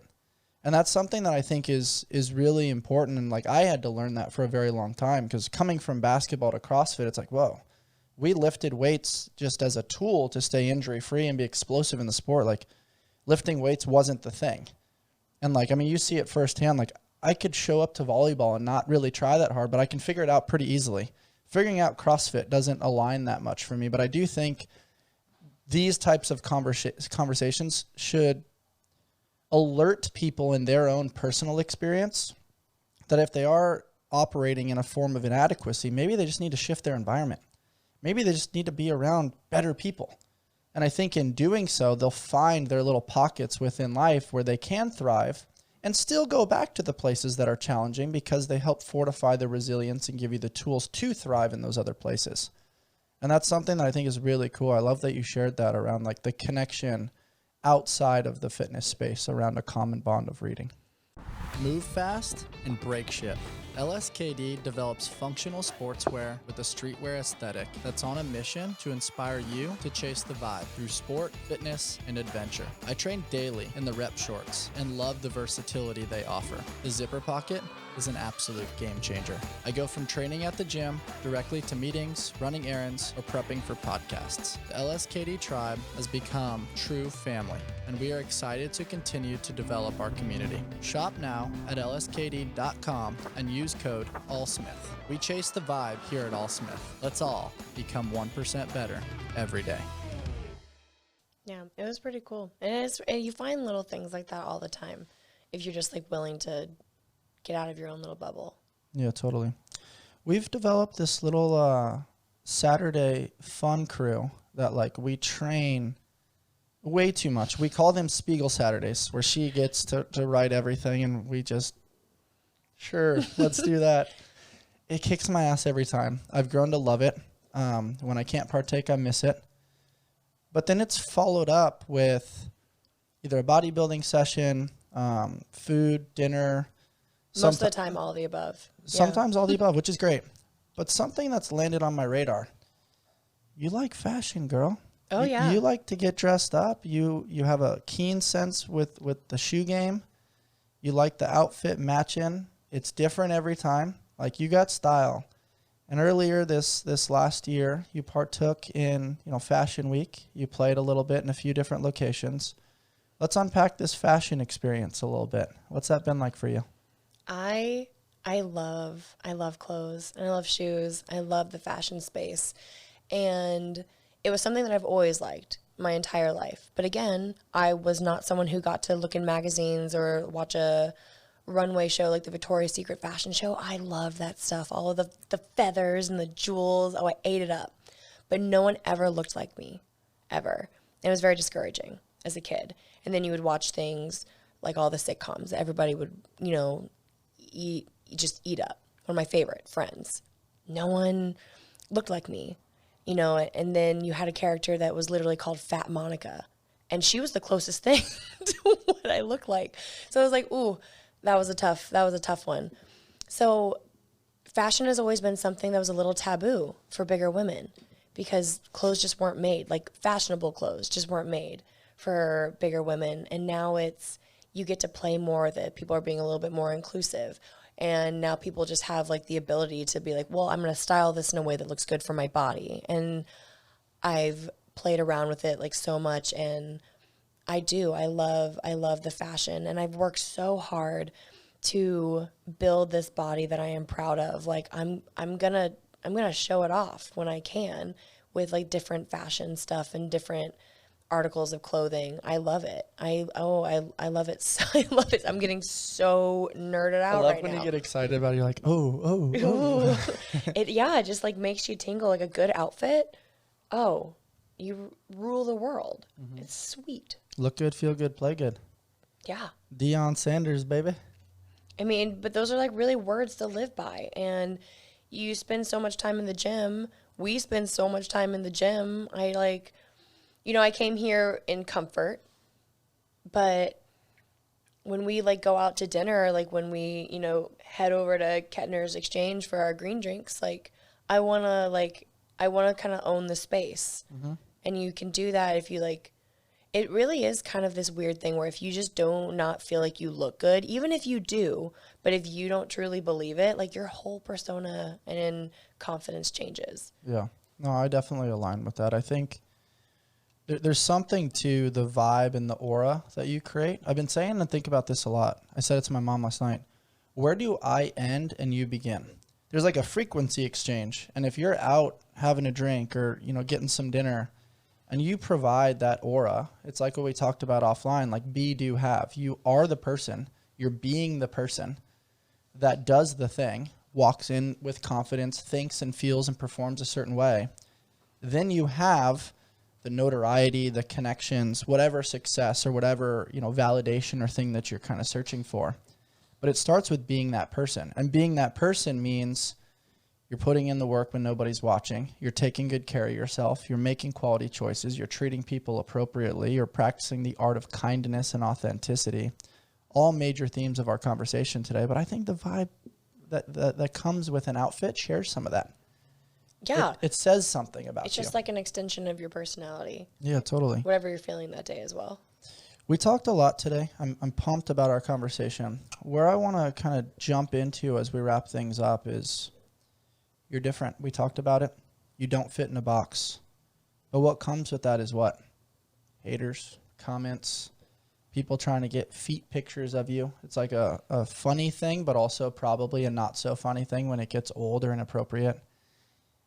What's the process like with comments? I know Rogan's talked about that, and like I've experienced it a little bit with the podcast space where I might misspeak or I might say something controversial and all of a sudden people are coming after me. And like in the beginning, it used to like really hit me.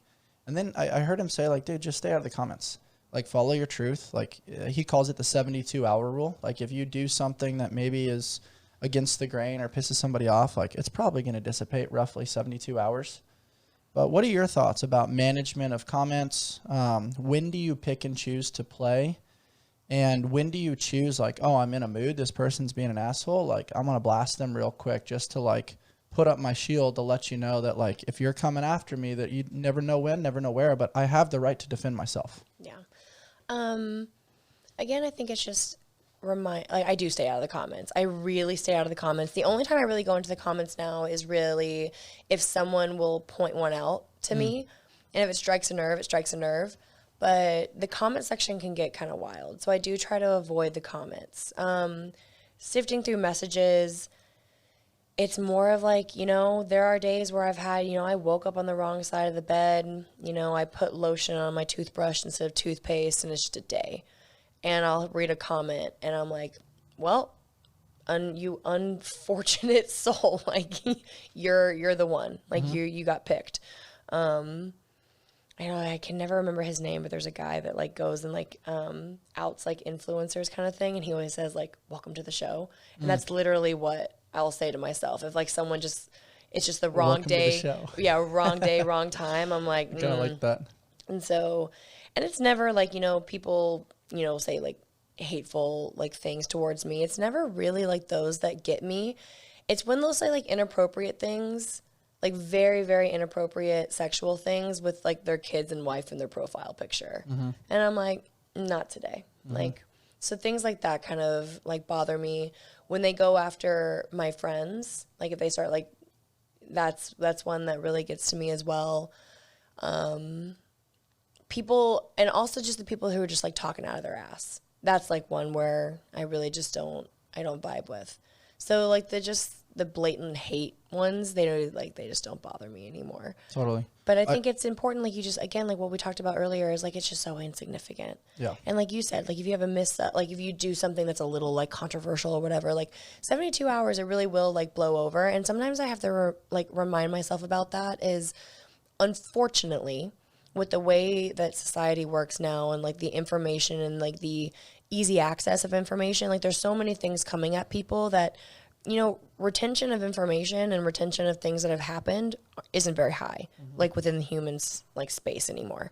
And so if huge world events can be forgotten and like not really talked about that much within like a 3-day period, what I'm doing is not going to last. Yeah. And so if someone gets upset about a photo or whatever, not even 72 hours, probably 4 hours, it'll be insignificant. So no, it's a really good observation.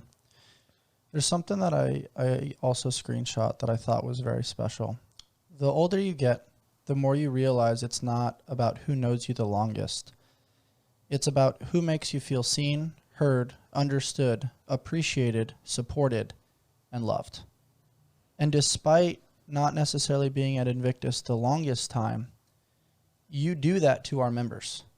Like just think like in between the 250 rowing intervals that we hit on Saturday on the marathon row, how many little side conversations were being had with the various groups of people that you've formed friendships with or have common bonds with, or, you know, maybe somebody that was romanticizing your fast ass rowing pace, or, hey, what are we going to eat after this?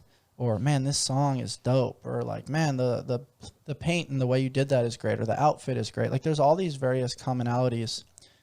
But allowing people to feel seen, heard, understood, appreciated, supported, and loved, I think is such a dope way to like think about it. And like you're doing it. And you're doing it consistently. You're not just doing it when the cameras are on. What does that mean to you to be portrayed that way and have it be so authentically real? Everything. It's just real. It's just nice knowing that whether cameras are on or off, like I can just be who I am. I really hate when people are someone different on camera, because that's just got to be such like a stressful life. Like it's so exhausting. Like you have to have like this different life and this like different personality, and like that's my cortisol levels couldn't handle it. Yeah. Obviously. Totally. So it's nice to be able to live the life that I am living in like an authentic way, because it just creates more human connection and more ability to play. And there have been moments in my life when I've been around people who I know didn't like see me, and it sucked. And so it's nice to kind of like pass the good vibes along and just like pay it forward and like give people the space to be like seen, heard by someone who is in their eyes like higher up in like a social media standing or like even in the gym.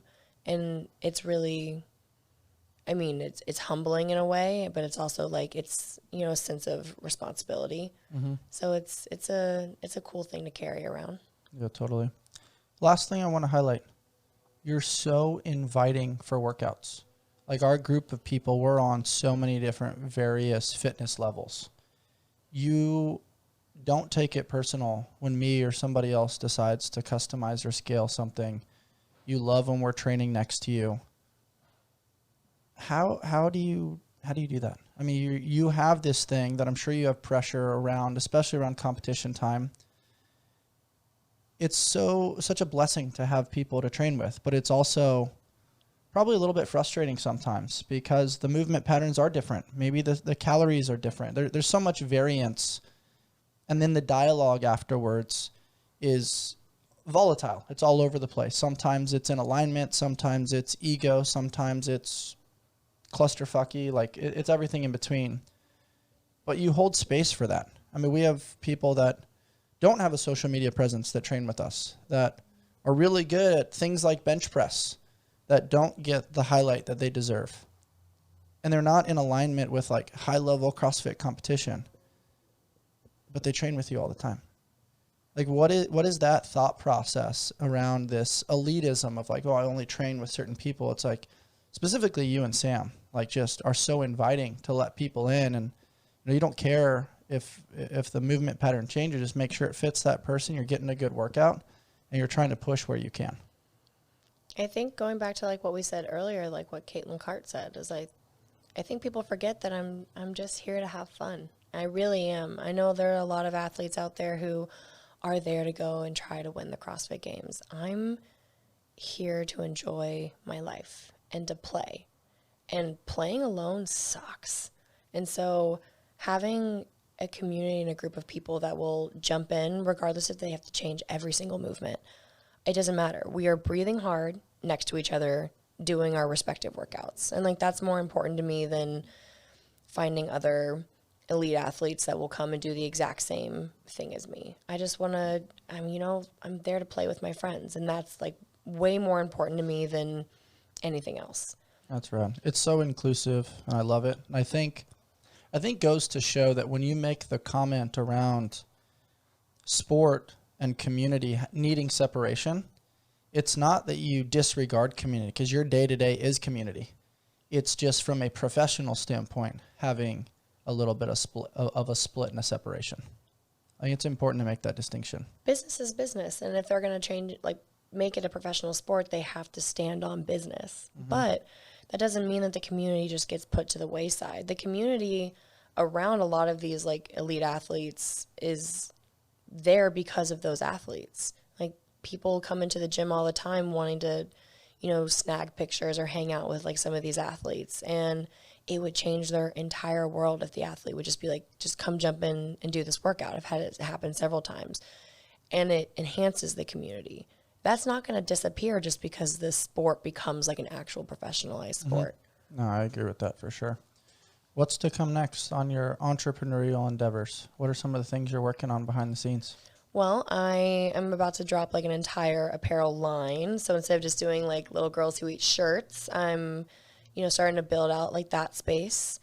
I am just continuously like trying to find ways to build the brand to like make it bigger. I want to start doing some retreats and some women's talks. So that's in, the horizon, like the close horizon, which is really nice. But I mean, right now it's just like, it's such like an organic thing.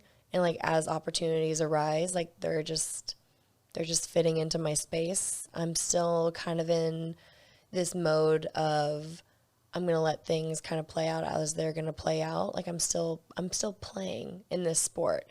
Very soon I'll have to take a big shift, not a huge shift, but the individual career will end, and it'll be time to really start focusing on like building the brand and business. Not that I'm doing that now, but it'll be right now. I would say it's like 70% I'm focused on gym, training, playing, 30% building brand, business, and everything. And then pretty soon it's going to take a shift. So while I can, I'm going to continue to play. That's rad.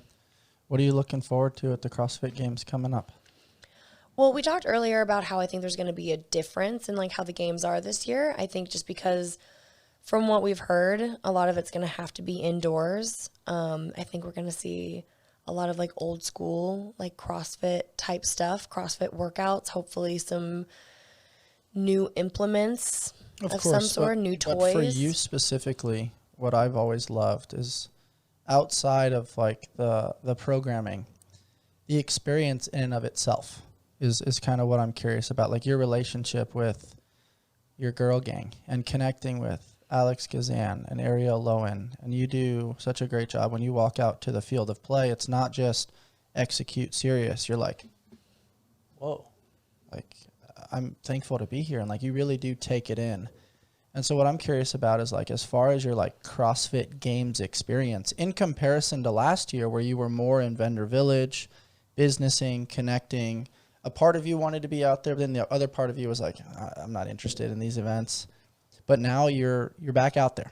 It's a redemption season a little bit, but also a peaceful season like we talked about before. And like being able to take that in, it's in a new space. You've built a little bit more of like in-depth relationships with people, not because of you just like competing next to them, but because of the adversities that you've gone through as well, where they've connected with you because they've gone through their own version of adversity. What does it mean to you to go and connect with these people in a new place, new environment, and be able to take it all in comparison to last year? This will be an interesting CrossFit Games for me because there's this idea that this might be my last individual season. I might go team next year.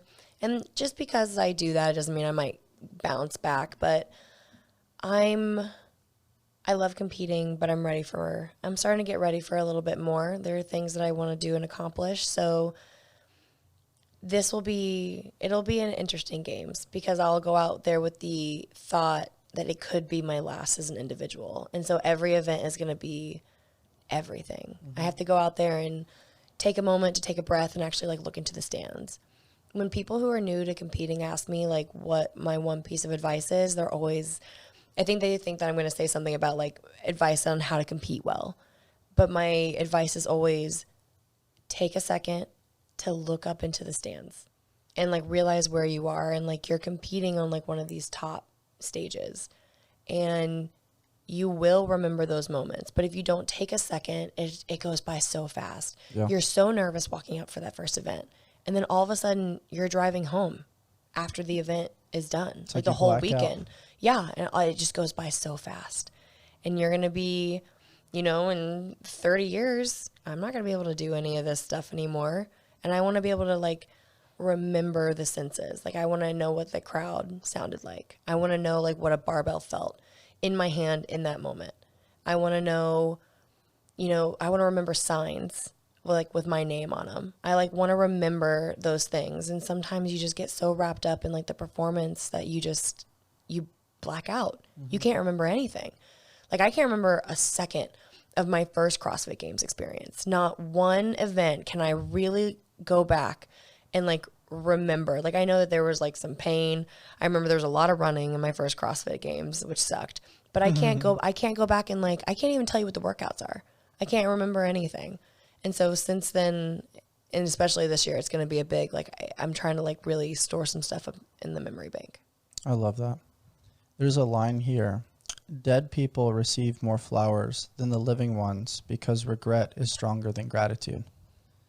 And I think that is in alignment with what you're saying in the sense of like, give yourself those flowers in the moment of receiving and marinating yourself in the experience as opposed to like trying to reflect on it later where maybe the lenses are different because you're capturing your memory capsule from YouTube or from reflection from other people's perspective as opposed to just like being in that moment. It's almost irreplaceable. Yeah. I love that you gave that advice. That's really special. What would you tell the younger generation of women that's up and coming and navigating the social media space and trying to blossom into the best version of themselves? You will absolutely regret all of the times that you made anyone make you feel small and unseen or unworthy of anything simply because of how your body looked. And so that's just not something to be important, like in your mind. You have so much life to live and all of these things that you can accomplish and just,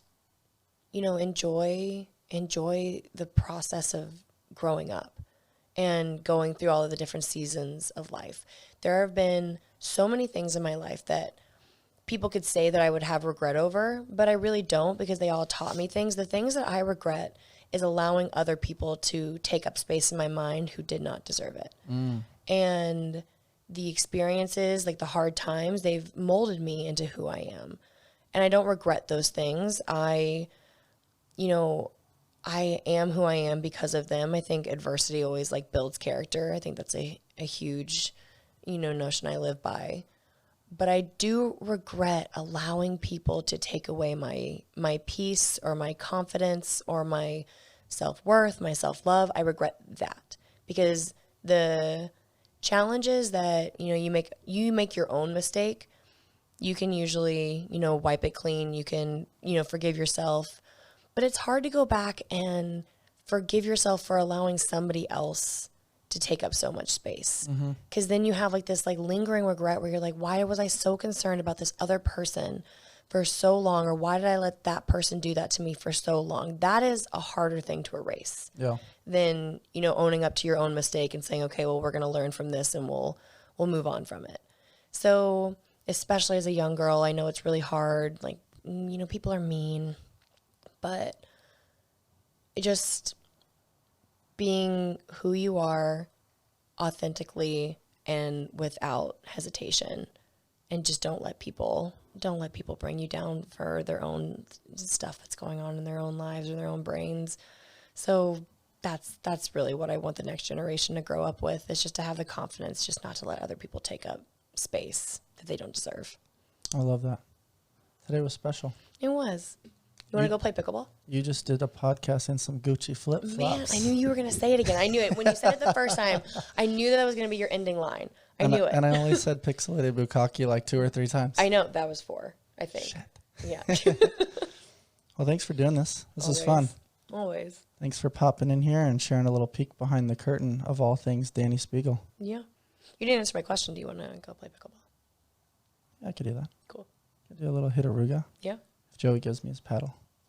I actually bought a new paddle, so you can borrow his good paddle. Ooh, look at that, guys. I'm going to play pickleball for the first time.